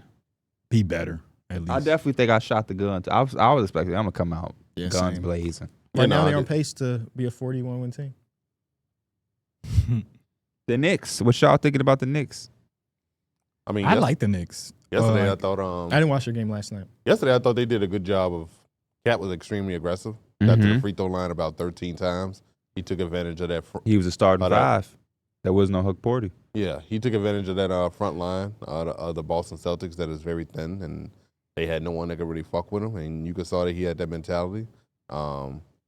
That was kind of my main takeaway from it. He My- got it. Mike, I really love Jordan Clarkson again. He I loved him he's on the been one of my. Lakers. It sucks that he wasn't just sitting in Utah for Yeah. a couple years after he had the time where he was the sixth man. Yeah. You know what I'm saying? He was just sitting over there. So I'm glad he's back. I've been liking New York for the fact that they're really trying to change their identity up a little bit from last year in terms of Jalen Brunson being just the main guy Yep. to now they're emphasizing him getting other people involved now. We all know when the fourth quarter comes, Jalen Brunson's going to do his thing, but it's everything in between that you want to get your other guys involved. He's not always bringing the ball up the court either. Yep. He just says sometimes he's in the corner. So I think I love that part of it. Let everybody else. We have a very talented team. Let's let everybody else kind of chip in a little bit. Their game was tough for me to really lock into because I like to put the nationally televised games on the TV. And my monitor's here and the TV's there, so I kind of have to do this to kind of keep up. So, and then the World Series was on too, so I was like, I would rather just put the World Series. Well, that They was game- kicking ass. Yeah, that game they was up like over 20 at one point. Yeah. So I that don't 10-point know. lead, that 10-point win at the end doesn't tell the full story. I could tell you everything about Game 1 though. Cool to see that. We already did that though. 'Cause Yeah. We do 4 shows a week now. Yeah. Okay. Next team. We already talked about the team a little bit and dropped the mic. Orlando Magic. Anything else to say about them? No, I just think that Desmond Bane is more than what we projected him to bring to this team.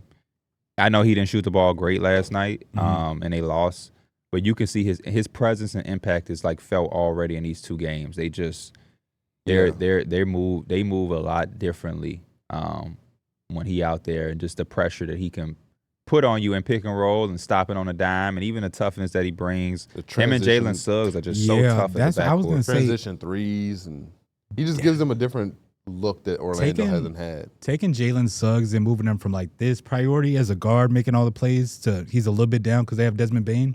He's been good because it's just less responsibility for him to, I guess, like do something that could cause him to make a mistake. They like, he's bench sticking also in his lane underwhelming. really good. I expected more from the bench. Tristan Da Silva is their bench. Yeah, Yeah. he's been really good. He's though. been really good through these first 2 games. He's their bench, yeah. He hit the kill like Alexander yesterday with a jab in the kill. Crossed them over with no dribbles. No dribbles. I wish he would have made the 3. Yeah. but he missed. Jalen Suggs is out tonight's game. For what reason? Just They like got injury, probably. it listed as left knee injury So Anthony management. Black starting or Tyus Jones? Maybe Tyus Jones. Tyus Jones. Tyus versus Trey. Trey Jones starting. Hey, Trey Jones, baby. Trey versus Tyus Yeah, in he the does. Atlanta would be interesting. Okay. Next team we'll get to is the Charlotte Hornets, who are only 1-0 on the year. They do this every year. Man, They stay came out and healthy. they came out and put belt to ass. I'm tuning in. They my league pass team. I'm tuning in every Big time shout they out to play. Brandon Miller. I really like that game from Brandon Miller. You talking about it? He took 10. He came out as aggressive. He took 10 free throws.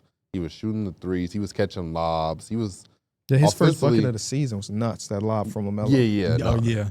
He looks rejuvenated. Dark he looks horse healthy. MIP, baby. And he's gonna make Charlotte like one of those must watch teams if he's playing like that. They're the 3 seed right now.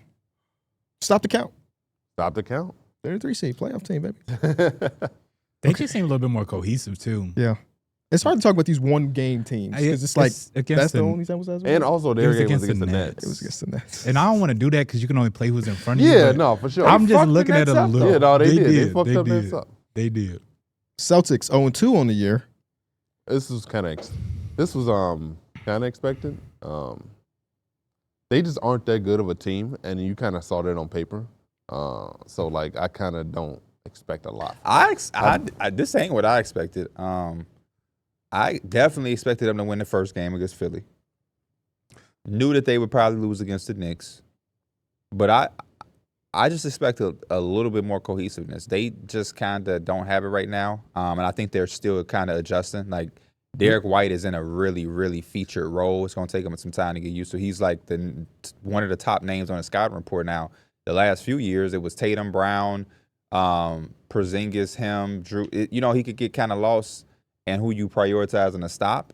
Now he's like the main ball handler. He's trying to come off the screen and score and be aggressive, and I think teams are just putting a lot of attention on him and Brown.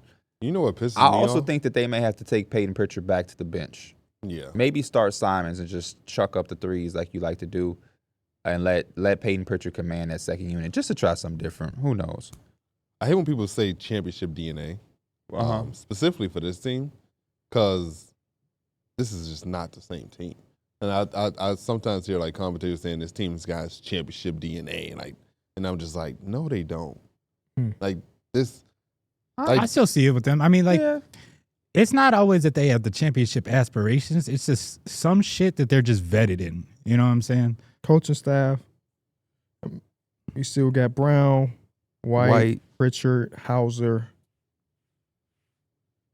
Cater. Yeah, the man's Cater. Was Tillman there?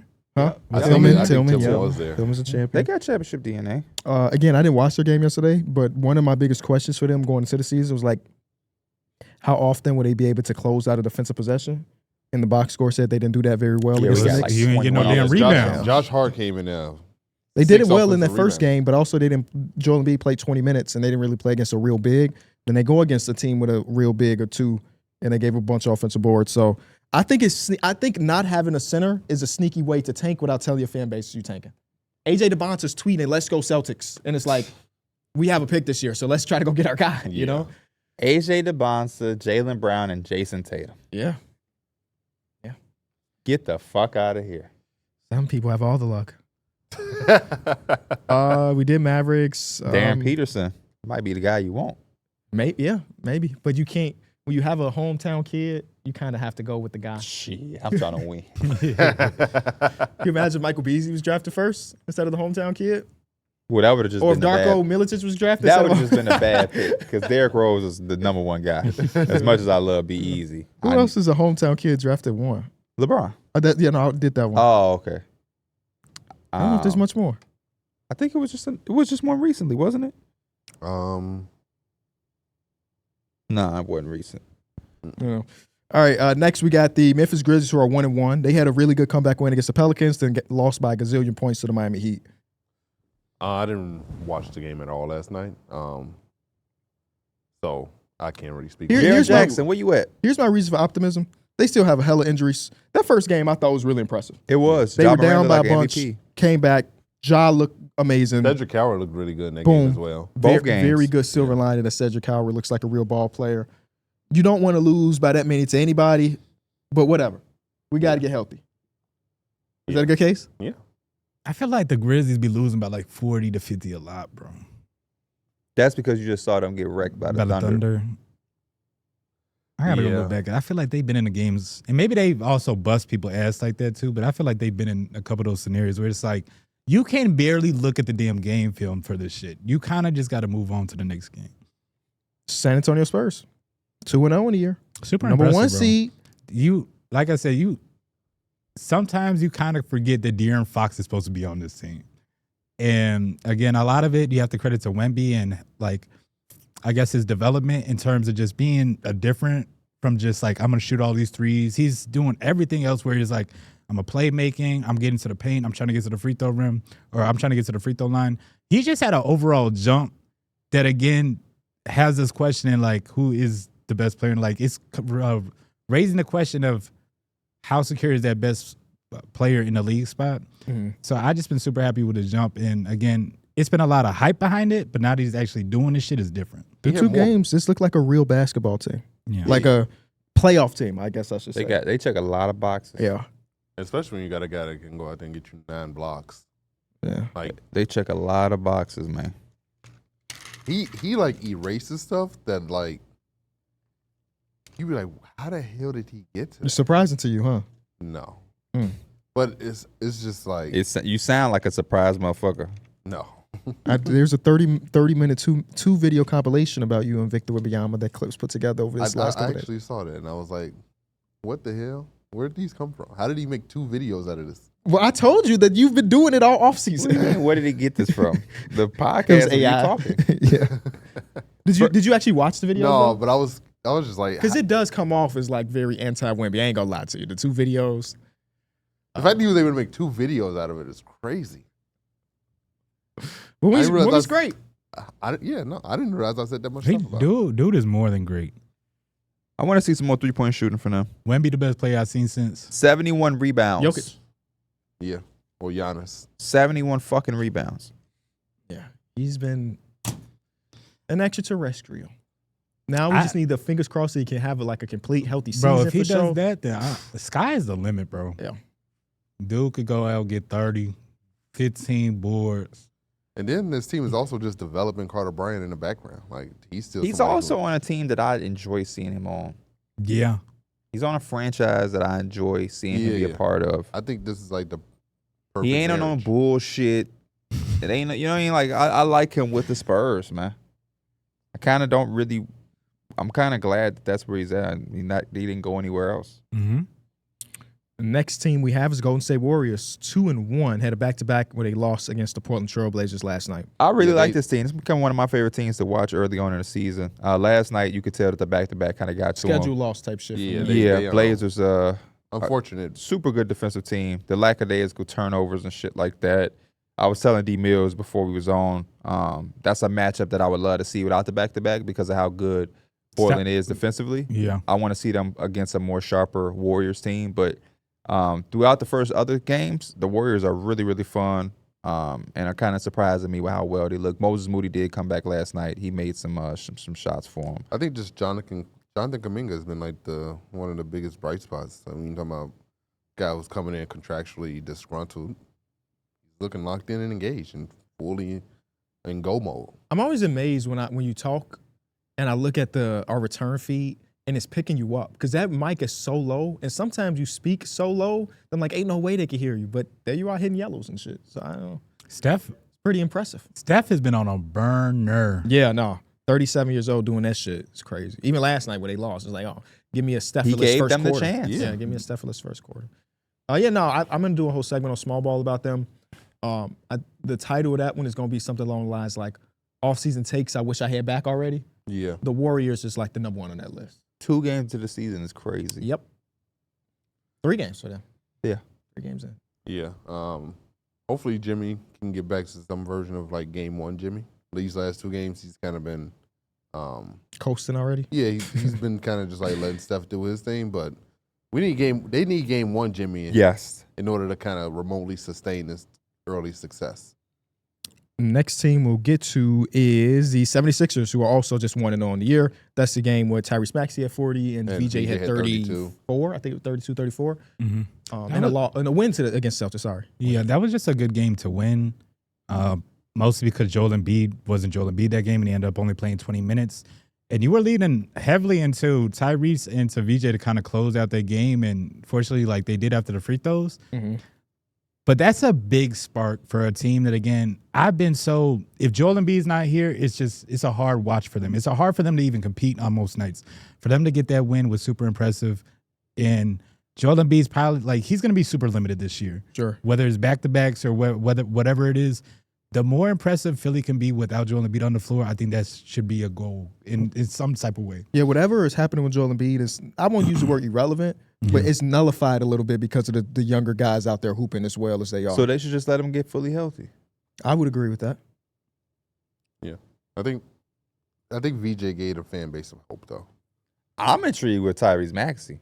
Yeah. VJ Edgecombe did his thing, but I more so think Maxey could do this. I think he's one of the hardest people to guard in the NBA. Like, just one-on-one. Change of direction. Change of direction, speed, and he could shoot lights out.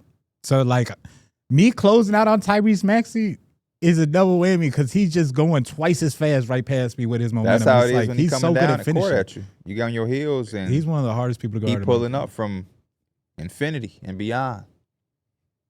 Shout out to Buzz. Dominic Barlow looked good, too. Raptors He sure did. Raptors are 1-1 on the year.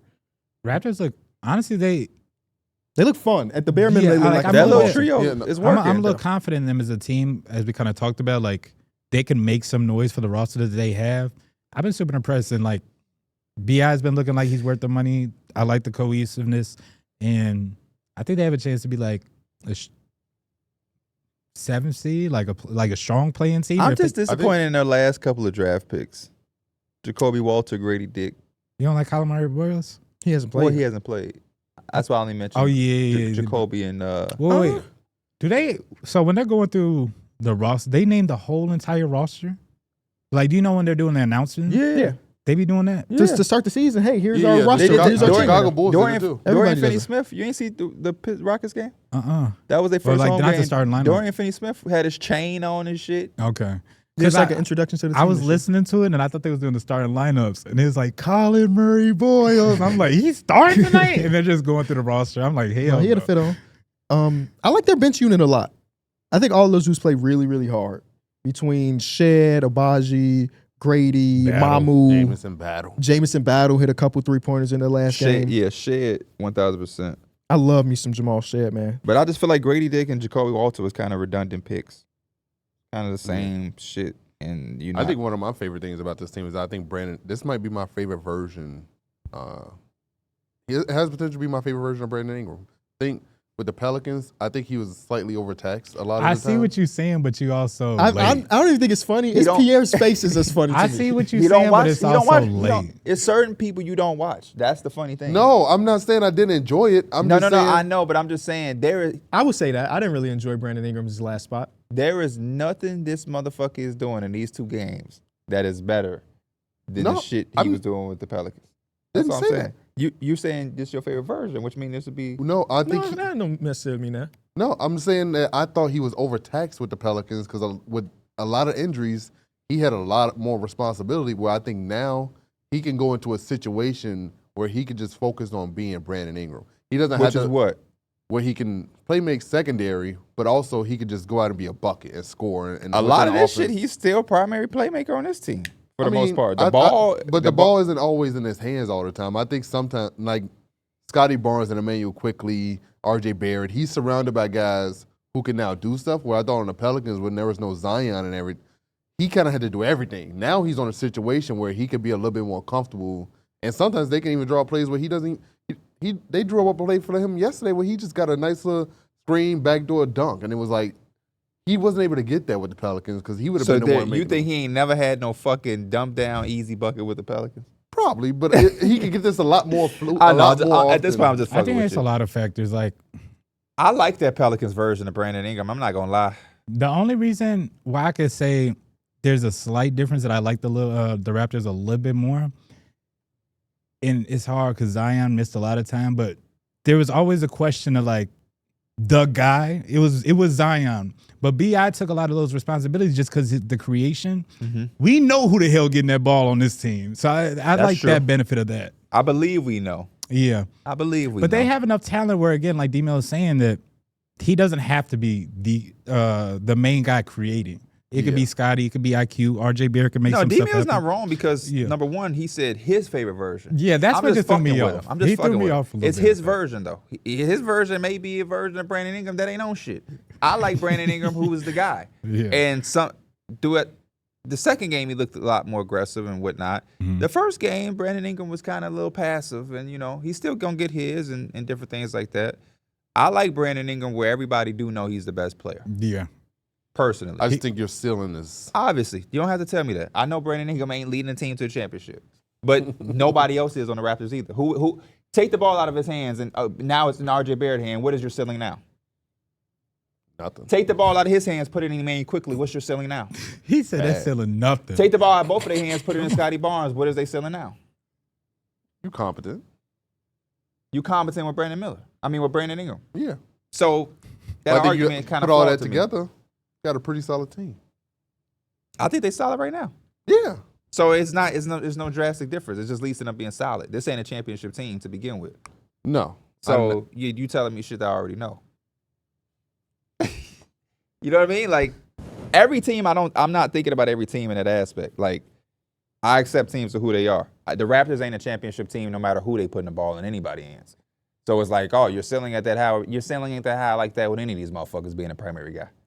Because they're just not a championship team. So I'd rather just watch the version that is the most entertaining to me.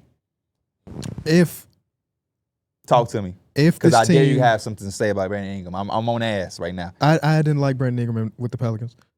If this team were... You didn't watch them to like them or not? I definitely... You did not watch Zion less Pelicans. Yes, I did. No, the fuck you did not. Yes, I did. No, you didn't. First of all, that motherfucker only played 13 games himself. They didn't have her... My point. My point. Yeah, you wasn't watching them motherfuckers. Even the year before, even before that, Zion, no Herb Jones. Get the fuck out of here. Well, the year before that, when he did play, I wasn't a huge fan of his game then. My question is, you don't watch basketball. You can use that with him. You can use that shit with me because I'm definitely the watcher. If this team is good enough to be like a 4, 5 seed, 6 seed at the deadline, The Raptors. We're talking about the Raptors. Who's more likely in y'all mind to be the all-star if they got one? Scotty Barnes or Brandon Ingram? I would say with the assumption that their team is good, because everybody gets one if the team is good. I would Brandon Ingram, but it's hard to not go Scotty because he's got the damn country. But like Scotty's been there, and he's got. That has nothing to do with all-star. It's the coaching. I think it's gonna be none of these guys gonna be the starter. They're not gonna be the starter.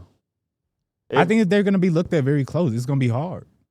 But that's what I'm asking. If you had to gamble, I'll go Scotty Barnes. I would probably go Brandon They Ingram. are 4 or 5 seed. You said 4, 5, 6. Let's just say they're competent enough to get an all-star. I agree with Mike. It is very hard to not say Scotty Barnes. But if they are like 4, 5, I mean, you just added 6. But if they I'm thinking 4. That's the first number I heard. Sure. I'm gonna say Brandon Ingram, because that means Brandon Ingram is like that means he's like Mike said, he is solidified as the best player. He's taking those last shots. You think they could be like in this hypothetical world? If they're 4, that can't mean Scotty's the best player. Because I think in their perfect world as a team, their identity is defensive minded. Because the half court may always be kind of iffy. I look at that too as if you're that 4 seed, that means you're closing out games, and that's probably Brandon Ingram with the ball in his hands. And regardless of if he's doing all the little things, people are always going to look at the best player as the person that's putting the ball in the cup at the end of the game. Boom. If Scotty Barnes is their best player, I think they're more of a 6 seed because they're not going to terrorize you defensively. They're just not. Next team, Miami Heat. 1-1 in the season, had a blown game against the Orlando Magic. And I can't say like I've been super locked in on them. Well, they did terrorize the Atlanta Hawks defensively. Yeah, they did. I couldn't really grasp if that was the Raptors, a little bit of both. Oh, you talking about you back with the Raptors? The Raptors fucked up the Hawks. Yeah. So they could terrorize. It's possible. It's definitely possible. Yeah, and I can't say I've been super locked in. The first game against the Magic was just impressive in general because, again, we talk about the 30-point quarters and everything like that. Ended up losing whatever. But after that, the Grizzlies game, or the game against the Grizzlies, they had so many players just kind of step up and hit shots for them. Again, like the Fentekios and stuff like that. It was just a hard game to grasp, like what I really liked from them and I guess the Grizzlies too. Nikola Jovic. They were up 40 at some point, so there really wasn't a shit ton of take. No, they were up 40. I'm really optimistic. Okay, wait, not really. I'm optimistic about this team, like considering where we were, what we thought about them beforehand. The fact that the offense has been like their saving grace right now might be scary, but also might be a blessing in a way. Scary in the sense that like ain't no way in hell they about to score this much every game for 82 games in the season. But also they just haven't been able, like every Miami Heat team that we've seen over the last couple of years, the competent ones, they've always been a defensive-oriented first, and the offense has always been kind of and we going. Yeah. But if the offense could be okay with a Norman Powell or a Fontecchio coming off screens and Bam hitting 5 3-pointers in the first quarter and no more for the rest of the game, it's like it's a little bit more. They're more watchable. I feel like the Heat over the last couple of years, you respected them, but it's not like, let me turn on this Heat game, baby. I'm like, you did because it was your job, but they were kind of boring. They're kind of fun now. Yeah. That's what I was saying earlier in the show. Like, brings you that, I ain't watched that Grizzlies game, but I tell you, the next time they play. This shit just picked up every word I said. Damn. For how long? I don't know. that was a big-ass background. Yeah. No, I think Norman Powell naturally just brings, like, that scoring punch to your team that kind of gives you that. What did you say about Brandon Ingram? The ball's moving. I don't know. What did we say Your about Brandon? favorite version, the best version of him? That favorite version. I said that. He said it might end up being his favorite version. Yeah. Could that be that with like a Norman Powell with this Heat? Because they might let him. I don't think he's been like in a that situation. Clippers version of him. Right. Yeah. The last year's Clippers was. They might. Nice. The Heat Clippers might really version, let him loose. Clipper version was nice. I always felt like the Toronto Raptors version was just underrated. It was very It was underrated. just super underrated. The only one I didn't like was the Blazers. Yeah. After they traded your boy Gary Trent for 6'3" small forward. They had him at small forward. Oh yeah, true. Yeah, what a time. They thought he was going to come in and defend. What a fucking small time. forward. What a time, man. They had 3 6'3" guards out there. We'll figure it out. Utah Jazz, 1-1 on the year.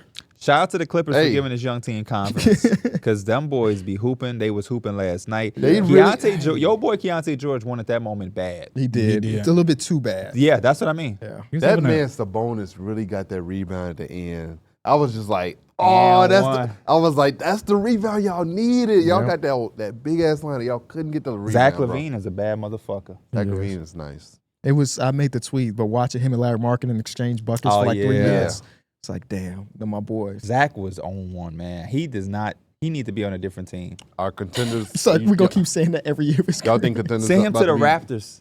Our contenders DeMar about to start finna go wait- being DeMar intrigued. finna Oh, go you wait. don't like my Raptors? I'm Hit for RJ Barrett.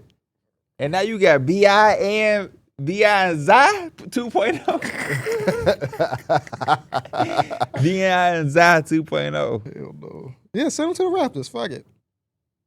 Yeah, fuck it. Because Darrick got I'm ready to see some Brandon Ingram again. You got me. I'm finna really look at Brandon Ingram different. He's just such a ball player, though. How Who's you that? think Because you Yeah, said it's Brandon gonna be Brandon Ingram. it could be his best version. And Brandon Ingram, one of them like Yo Hooper's favorite Hooper. I've type been thing. thinking since you said, yeah, I love Brandon Ingram. And I did like him with the Pelicans, especially that MIP year. Yeah, that year was great. But think when you were a little overtaxed?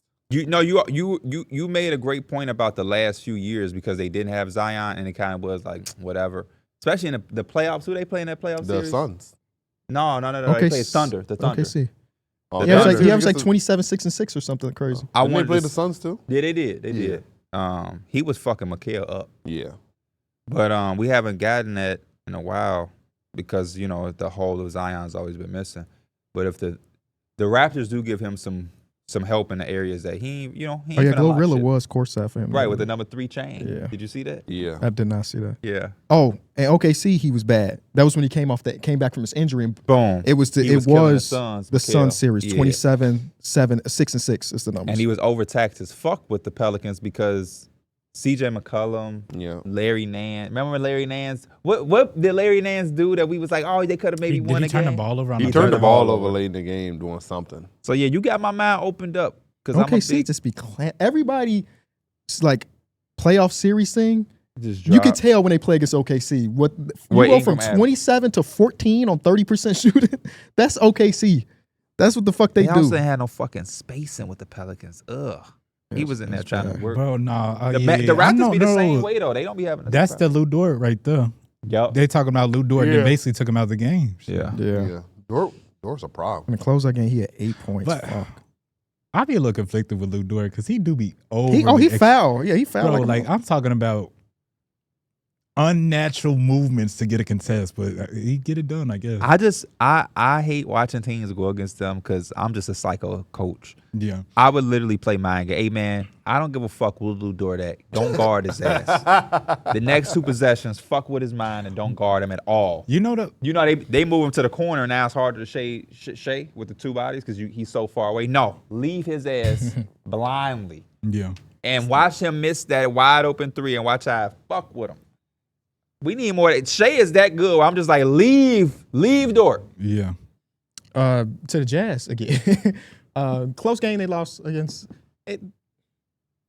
Barry Sensabaugh doing his thing. There you go. We needed something positive other than. No, I mean they are hooping. Yeah. No, I mean yeah. Ace Bailey. think I one of don't know if that really tendonitis done is bothering anything, them, yeah. but like they are hooping and they look like a confident young group of guys. I still don't think they're gonna win a bunch of games Yeah, because Will they beat the Hardy's hell is out good, of them. Yeah, man. he's Like, really yeah. good. These are He good. got the offense moving too, and now with more talent, this is looking a lot better. One thing they gonna do is have a nice offense.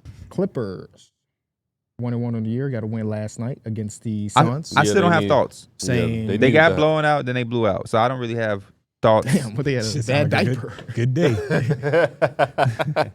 Yeah, they I just know James Harden had 23 in that first half, and he had that Uh-huh. like crazy hash 3 to end the first quarter or something like that. They said, Kawhi look good. Did Kawhi get your He over? did. Yes, he did. He did get his more. I mean, it's more. You hear I didn't they were talking about why James Harden like turned up or whatever, and Yeah. he said Dylan Brooks was talking to him. Yeah, he did. This is a hard reality with the Suns, man, is they're going to have nights where they had a really impressive win against the Kings, and then they're going to have nights where they just don't look good. And anything else with the Clippers? Because I do got something to say about the Suns. No. No. I didn't watch their first game live, and then the second game, I don't know, something about it that could keep me locked in. Yeah, Devin Booker wasn't really shooting the ball. And This is what it is. Why the fuck is Devin Booker not shooting on instances? He will get a good switch and pass out of an opportunity. It's like he completely forgot, at least for this one game, that He his still name think is Devin KD's Armani Booker. He still think KD on the team. And you know what's also crazy? This happened a lot when KD was on the team. Bitch, Dab. Devin Armani Booker. Devin Armani Booker. Devin Armani Booker. And like you joke, like I think Mason was like, damn, Dylan Brooks Dylan got Brooks more. got more shots. It was like, cool, they won a game, it don't matter. But now in this game where like they had a chance for him to shoot, 12 shots, if that? He got to the foul line like 7, 8 times. When I was exiting the game to go to bed, he had 9 shots. He was 4 of 9, I think. That does scare me a little bit because they got a guy that's going to be coming. He ended up with 10 shots, yeah. He's probably shooting the ball too. Yeah. I'm talking about Jalen Green. He did so put on Instagram coming back. So it's like Devin Armani Booker got to just take them shots. He's just in his. Sometimes I feel like he gets into I'm the point guard role, and that's his job. Mm-hmm. And game 1, he didn't do that. He didn't do that. He took over at some point. You know what's also funny? The Dylan Brooks experience got to be one of the more intriguing experiences if you're his teammate. Because what are you getting these people mad for? That's what you mean? No. You probably hated his ass. Now you love him. You talking about him shooting a bunch of shots? He shoots some bad shots sometimes. You know what though? He shoots some bad shots sometimes, but you be like, he busts his ass on the other end. It's sort of like when you got that offensive guy who you know ain't doing shit on defense, but his is just like the flip side. Where like offensively, he gonna do some shit that's I learned this from real playing. Bad. I hate saying this, but playing like 2K with like Pro Am and Rec, I think every lineup needs a guy that like don't give a fuck. Because if you have 5 timid guys passing up shots and overthinking, not trusting the game, sometimes you need somebody to just. You need the person who don't give a fuck gotta have like some sort of like offensive upside. I think Dylan Brooks is like. He doesn't have the offensive upside to where you like, okay, he can. He's had some games where he's had like 20 plus though. Yeah, like he's had some 20. big games, but I'm with P. And I seen that a lot last year with the Raptors, and they didn't really have like the craziest half court offense. But it's like sometimes he will just take the shot. Yeah, no, I think that's okay because like I think it probably also keeps him. Rockets. You What said did the I say? Raptors. Oh, the Rockets, yeah. Yeah, but I think that also keeps him engaged on the other end. So like you want that. So like you willing to live with him taking this tough contested fading mid range shot because you like. Fuck it. I get what you mean, though. You wish the person that didn't give a fuck was Devin Booker. Yeah. Yeah. But they also get Jalen Green back. Jalen Green can also play that role a little bit. So once he come back, then it'll probably balance things out. Another team that need a point guard. Yep. And He's playing Colin Gillespie. Jalen Green said looking he's all on right. PG. Colin Gillespie be looking cool in his minutes. Another team that could use some real good point guard play. The Looking Minnesota like Timberwolves. Archer D'Angelo. Rob Dillingham got in the game, and who fucked him up? I don't remember, but he played like 7 seconds. Nose got busted. He never came back. You saw this shit? No, I didn't see Shit that, was bro. leaking. Yeah. But yeah. I feel like he was about to. Finally got in. Don't say that. Eyes just tearing up a little bit.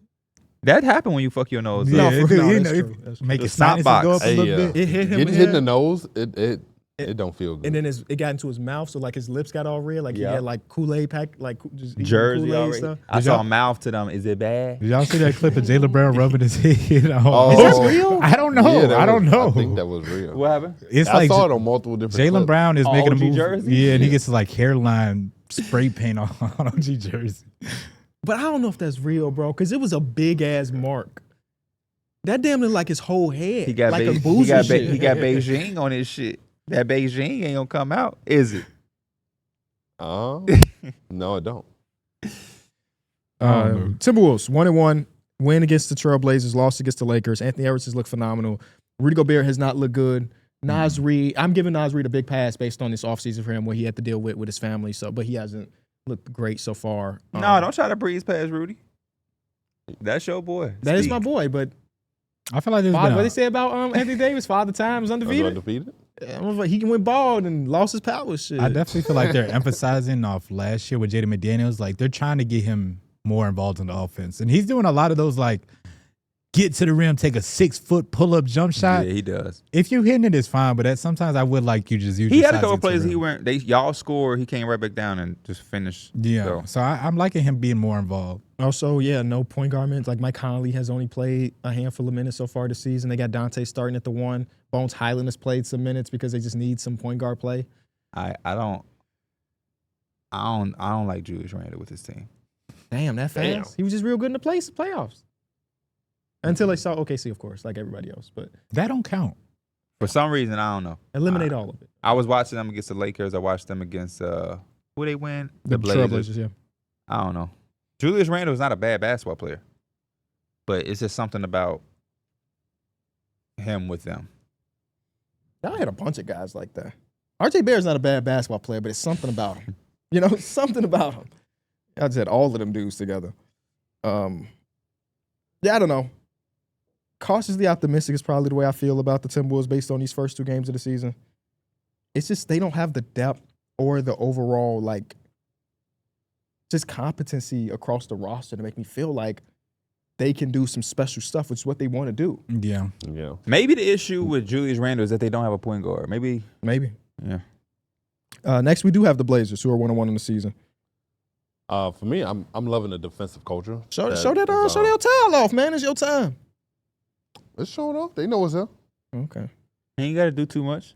Yeah, they know what it is. But no, if they gonna be swarming the ball like they are, like they did last night against the Golden State Warriors, I thought that was amazing. They was forcing turnovers, getting out in transition, like they were playing like a energized, a young team who was hungry. Like they don't look scared out there, and I love that part about them. Jeremy Grant's look phenomenal coming off the bench, and when you can have a defensive trio of Drew, Tamani, and Matisse Thybulle with Donovan Clingan on the back end, I think this can be a top 10 defense in the NBA. I think that's how good this defense can be. And if everybody's bought in, they be on a string defensively. Even a guy who sometimes got his defensive woes and Shane Sharp, he's even locked in and moving in rotation. And you could tell that there's a commitment and a communication that we are going to lock in on this side of the floor. And I just love that part about him. Mm-hmm. Need him to lock in on the offense side. Yeah, I was going to say. Shane Sharp. Yeah, at least he's engaged defensively, though. He's not letting his offensive woes stop him. He's getting into the rhythm of, like, being the guy that's really taking the shots now. He take them. He's just not making them right He's now. not That's making them fine. off. Yeah. We watch him start like 0 for 5. We in Discord like, damn, one of them got to drop, man. One of them got to drop. He had a couple bunnies he missed, like just layups he missed too. I mean, he got benched in that first game. Yeah. Because the defense not going to be great. Because Jeremy Grant was playing so fucking good in that first game. I like that he not owed any minutes. You know? I think that's kind of how the Blazers have always treated him. Is that a Chauncey thing? They got a nice swag out there in Portland. I like that team. Yeah, I think Anthony Edwards even said it. Like he said after the game, hey, going against Portland is no longer an off night. It's no longer just like we walk in, wash our hands, we done. No, you're going to have to come in. When you play Portland, you got to fight now. Yeah. So I think it's our last Western Conference team, the Denver Nuggets, 0-1 on the season after the overtime loss. shout out to Aaron Gordon for not taking that game ball. I know it was hard not to. I know it probably had to be hard not to. Call me superficial. Give me my motherfucking ball. I just dropped 50 as a role player. Give me that ball. Give me the ball. I know we lost. It's 82 games. How many times I'm going to get to score 50? Give me the ball. Yeah. I know it probably was a hard thing to say, but he said, hey, I don't want to take home a ball, which I took a L on. I can't I like the fact that he said that he really got going because the dude playing the arena music was just playing Bay music. And so he's like, that's what I grew up on. Yeah. So he said, I was just hooping out like I was in the gym back in the day. Yeah, shit. That's how you can end up with 50 some nights, I guess. Well, also, they could just leave you open and just decide, even after the 6-3. That ain't his fault. That ain't his fault. They just not going to guard. That ain't a problem. Yeah. It is so good to see him turn into like a good three-point shooter these last couple of years. Hey, that's how you extend your career now in the NBA. You become a sniper. I do like the Nuggets, though. They lost, but I like them. I think Cam Johnson had a tough debut, but I can definitely see him converting and making a lot of those shots. Jokic will be better. A lot of extra bodies off that bench, which always helps the Jokic's of the world. So they play the Suns tonight. So. Another team that don't have a point guard once Jamal Murray not on the floor, though. I will tell you that. Next thing we got is the Indiana Pacers, who are 0-1 on the season after that double overtime loss to OKC. Loss, man. The deflating loss. You think so? It was a good game, but I know that they wish Benedict Mathurin didn't foul out. Oh, sure. But I walked away feeling really good about the Pacers. Yeah, I thought it was, honestly, going into the game, I thought it was going to be close to a blowout. I thought OKC would definitely run away with it. Now, Jarris Walker being able to hit timely buckets for them down the stretch of those games. He was not scared to pull the trigger, bro. Yeah, I was like, he took some shots in the clutch. I thought Ben Shepherd was amazing, too. I also don't think we talk about Obi Toppin enough when we mention 6 Man of the Year running and things like that. He always gives the Pacers some really good, timely, needed production. Yeah. He does his thing. I like that first game for the Pacers. Yeah, and who knows how this game goes. If you would like to win that game if Benedict Mathurin had 36, though. Yeah, and you win, and we lost Nembhard. I guess that's just. And that's also, bro, they was going bucket for bucket. Like, it was Benedict Mathurin, and Pascal was getting bucket for bucket, too. Like, that was like a perfect game. They was going back and forth. It would have been amazing. AJ Mitchell was sprinkling in some here and there too, though. He was. They was Aaron some Wiggins tough too. shots. Yeah, too. Aaron Wiggins. Chet was Chet was like the only thing that was like he was just kind of Invisible, on the yeah, you could court. say that. Like I don't know what He happened. took his more. It hit 2 extra quarters. Hell real? yeah. Yeah. But I just think he's too talented to have those droughts where it seems like he's just a center. Like he's just a center on the court. Sometimes the center sometimes is just a I center. think he was gassed, bro, because he was definitely going through the motions. He wasn't involved in none of the screening.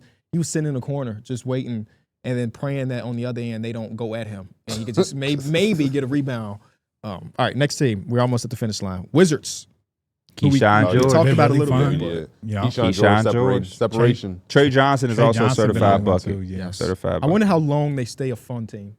You know what I mean? Like sometimes these young teams end up starting off the season, the first 10 games, like, oh, this intriguing. And then by game 20, you're like, oh, hell, I ain't watching that no more. I Yeah. think Keyshawn George probably sticks. I think he will still have a production. But is he going to be fun enough for you to watch live, or would Well, I you think your if- synergy after the game? Let me see what Keyshawn did type of person. I feel We'll like that see. might be the way it Yeah. ends up going throughout the course of the Yeah. year. For me, at least. Only for Cam me. Whitmore. He got yanked, didn't he? Mhm. He had like a really bad shot or something. That's what I'm And saying. Yeah. Cam Whitmore, maybe it's Cam Whitmore. shout out to Coach Keefe. What teams have we? Detroit Pistons somehow. I know we talked about them in passing, but we haven't talked about them just yet. They Good got win last night. Another team that could use some point guard play. Yeah. When I was at the game in the United Center, they had a lineup out there of Ron Holland, Asar,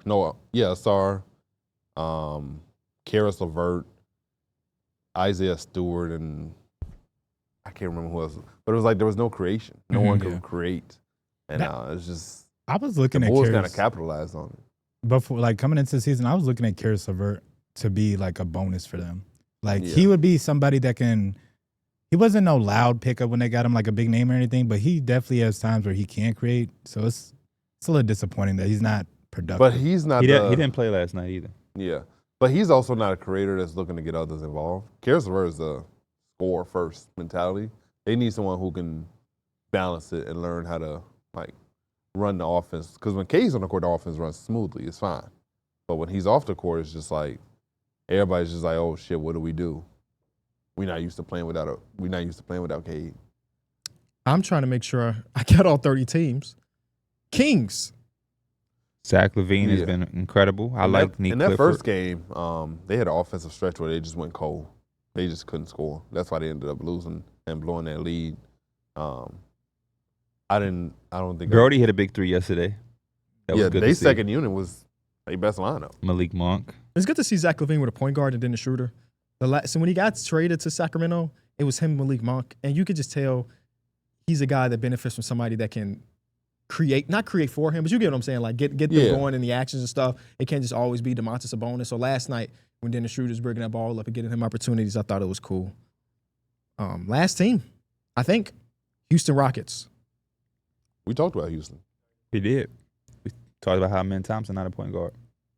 Talked about Reed Shepard. In this I think, segment or before this segment? Because I got him on my list. Well, I mean, I believe we talked about him. Yeah, we talked about them when we talked about the Pistons.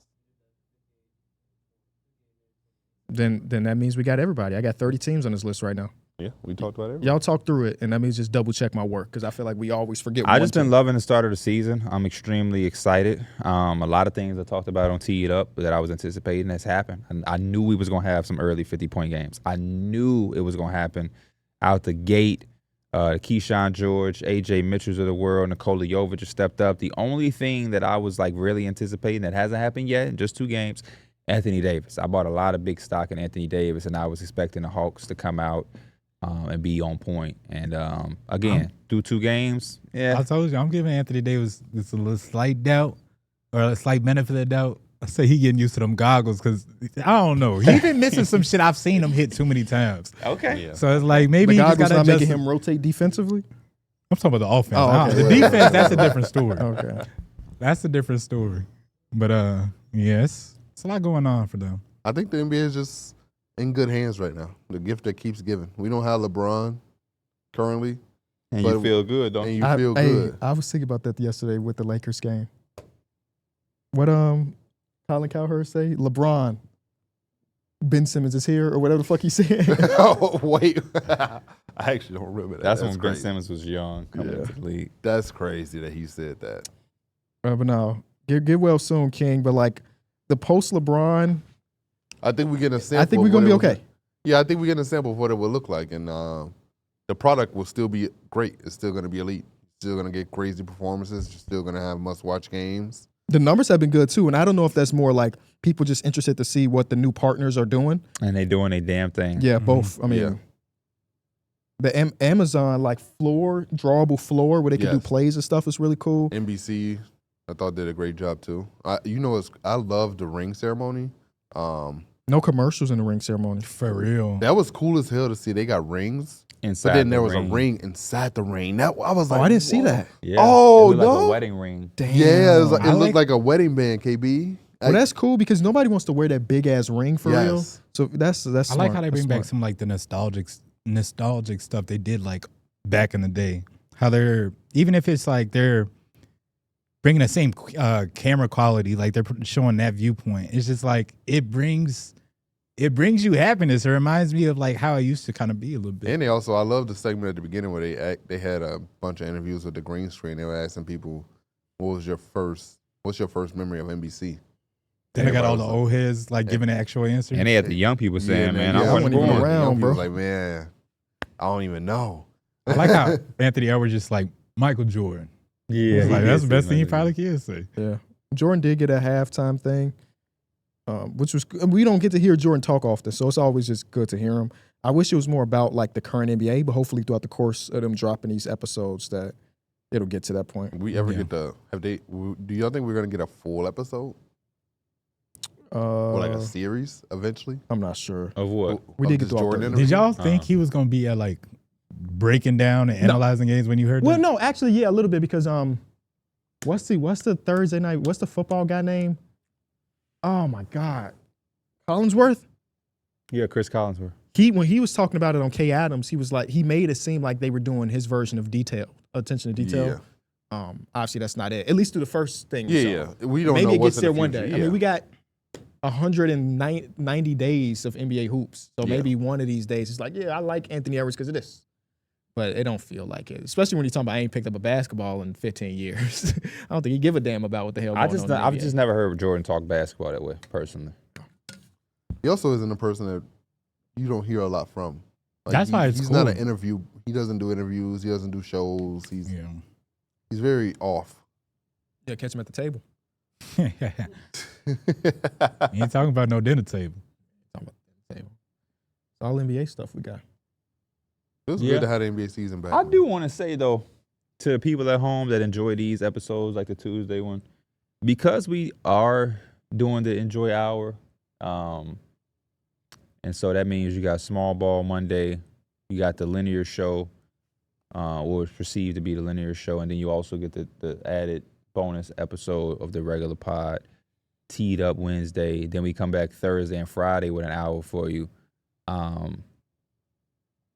The Saturday episode is gonna be, I'm more laid back. yeah, probably a little bit more laid And back. y'all, and it seems like they enjoyed the extra 1 hour show. Absolutely. Yeah, I've heard nothing but Absolutely. good things. But I just don't want to come in here and like repeat the same shit we Yeah. said yesterday. For sure. So like if you missed the first 2 shows, don't think that we just skipped past it. We just didn't talk about it. We didn't talk about it today because we already talked about it. Exactly. Exactly. It's like a cinematic universe at this point. You got to watch every episode to get the next episode to understand it. Like Marvel. So like this Yeah. Saturday we came in, we did that, but like next Saturday I don't want to be talking about shit. Yeah, we from won't talk about all Wednesday 30 NBA or teams. next Thursday. week. You know what I mean? Yeah. Because especially doing Teed Up and YouTube, it's like the Sixers have really played one game, and I keep talking about that damn one game, and I'm kind of over that one game. But we feel that pressure when there used to be just 2 episodes a week, because it's like, oh, we never talked about the Sixers, but it's like, no, we talked about the Sixers 5 times actually. But yeah, it's dope, bro. It's dope. I kind of like it too. I feel like it's going to keep me all the way engaged. It keeps you honest. Mm-hmm. Because So- there's no time between when the games end on this night and when we film the next morning to like consume anything. So you kind of have to be locked in at night to That kind of kind of get your happened to me opinions on and stuff. Tuesday when I went to open the night Wednesday. Mhm. I went to open the night for the Bulls. And I came home and I was like, fuck. But that's fine because, you have 3 other people to lean on. Yeah. I'm just thinking about, just as an individual, just being locked into every single thing. Especially, that's how we start every year. Yeah. But yeah, I just like kind of having to have the running show and checking in and just staying organized. I'm loving synergy too. And keeping everything That's in there. That's my shit. You would. So happy you finally came around, brother. Yeah. Well, I just wasn't using it in off season.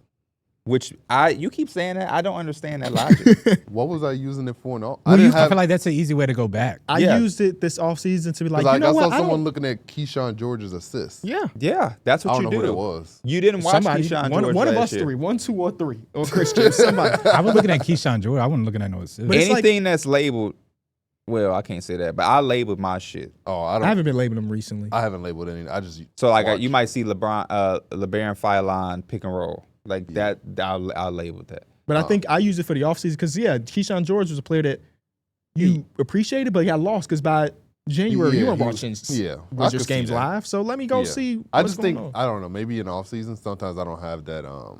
You don't love the game. You love it for work, but you don't love it. You're not a ball lover. I won't even, no, it's not that. I don't know. Some days I don't have the urge to go sit down and rewatch. I don't know, watch something. I don't know. That's what he was saying. Yeah. That's the time to do it because you can't do it now. Yeah. And then when we get to March, you're damn sure not about to be talking about they was leaving Keyshawn George open. We're just being real. But you might look back and see something or something might catch your eye and you want to go in and really see. Or you might be looking at some stats. Yeah. And you might say, damn, this motherfucker shot 43% for 3. Let me go see what he was doing. Was this off the dribble? Was this off the catch? And Synergy will break that down for you in a 7-minute setting where you can see. Or you might see somebody struggle that you wasn't used to seeing struggle. Or you want to find out some identity of a team. And you can just watch possessions and just their possessions. So I use it a lot to kind of get like a breakdown of a player that may have got lost in the shuffle for this season to be like, oh, he got better at this. Because last year when I watched him, he wasn't really doing that type of stuff. super good when you're doing the top 10 list too. Yes. Yeah. Super good to rebrush up on things. But yeah. There's still a lot of players we ain't even seen just yet, and we're excited about the hoops. Like Kobe White didn't play the game of basketball just yet. Alex Caruso ain't played the game of It basketball was just yet. deflating seeing Kobe White. LeBron ain't played a game of basketball yet. Caruso did play against the Rockets, right? No, he didn't. Am I tweaking? He did not play. I thought Caruso played in that game. I know he ain't played against the Pacers. No, he I thought did Caruso not play. played. Damn. But What's she wrong did, with him? though. Wait. No, he didn't. He played in the Rockets, so. KB saying he didn't play He in did the not play in Rockets. the Rockets game. I thought I'm like no. 97%. He did play. Bro, Yeah, I knew I wasn't because fucking look, tweaking. he was played. guarding. Wasn't he guarding Sengun? Yeah, he played. Yeah, How many he minutes did was. play? Yeah, he did. He was guarding Sengun. He after was giving the. Sengun He hit a played few 30 threes, minutes. I How do know I what not fucking remember tripping. Sen- Yeah, I After don't know. Sengun hit a few That's on threes, me. Alex Caruso was pretty much like, I'm not going to Yeah. just let you shoot. Yeah, he Yeah, played in you that remember game. that? He was coming Boy, off. you just They made me was think I was fucking losing. they was hedging I'm the pick one and losing it. rolls. My They fault. was That's hedging me. pick and rolls Why that do I not Sengun was running remember a a half single court. second? He played 30 minutes? Yeah. Yeah, no, he was there. He was the primary defender on Sengun. My fault. You good. It happens. You a dad. They too. don't watch Love Is Blind. I don't have no unplugged stuff. We can wrap up. We're tired. Our days are Go long ahead. and mornings are early. So if we ain't really got nothing juicy to talk about on Unplug, I'm gonna start wrapping this up instead of being like, man, what y'all on this weekend? We used to do that when there's 2 shows. So yeah, we love y'all. We appreciate y'all. We will see y'all Monday, Tuesday, Wednesday, Thursday, Friday, and Saturday, all again next week with a lot more basketball to talk. Stay locked in, stay active. And make sure you tapped into that Enjoy Basketball YouTube channel where we're doing extra things there because I believe we are on the cusp of 100,000 and we want that oh so dearly. You just put that in perspective. We on Monday, Tuesday, Wednesday, Thursday, Friday, and Saturday. That's why I'm trying to get them to really understand. I know they love long episodes. I know they love the unplugged and the extra. But if we don't have an unplugged set or it ain't nothing there, I'm not going to force it because we are really tired. Think about it. On Tuesday, I do 3 shows. That first show that's going on the Enjoy Hour, the full podcast, and then teed up right after. Then you get home and you still got to watch the games, too. Which is a 2-hour window. Yeah. Or a 3-hour window And then you because we'll start leave prepping at for 3. Thursday. Yeah, so it's like. It's a lot. We'll get used to it, and it'll be smooth soon. Yeah, your body we just adjusting. Stream tonight, baby. I've been gone. Yeah, how do you find time to stream? now? Yeah. I'll probably do it like Yeah. times I get back from the Yeah, pod. like 'cause we Pierre getting had back asked me the other early. day, you've been playing Rivals? I said, no, I haven't played the game since the season started. And then I'm doing a YouTube video every day. Yeah. So like that cuts into the time The that I content have. is thriving, baby. We got it all. Don't miss a second. We'll see y'all next episode.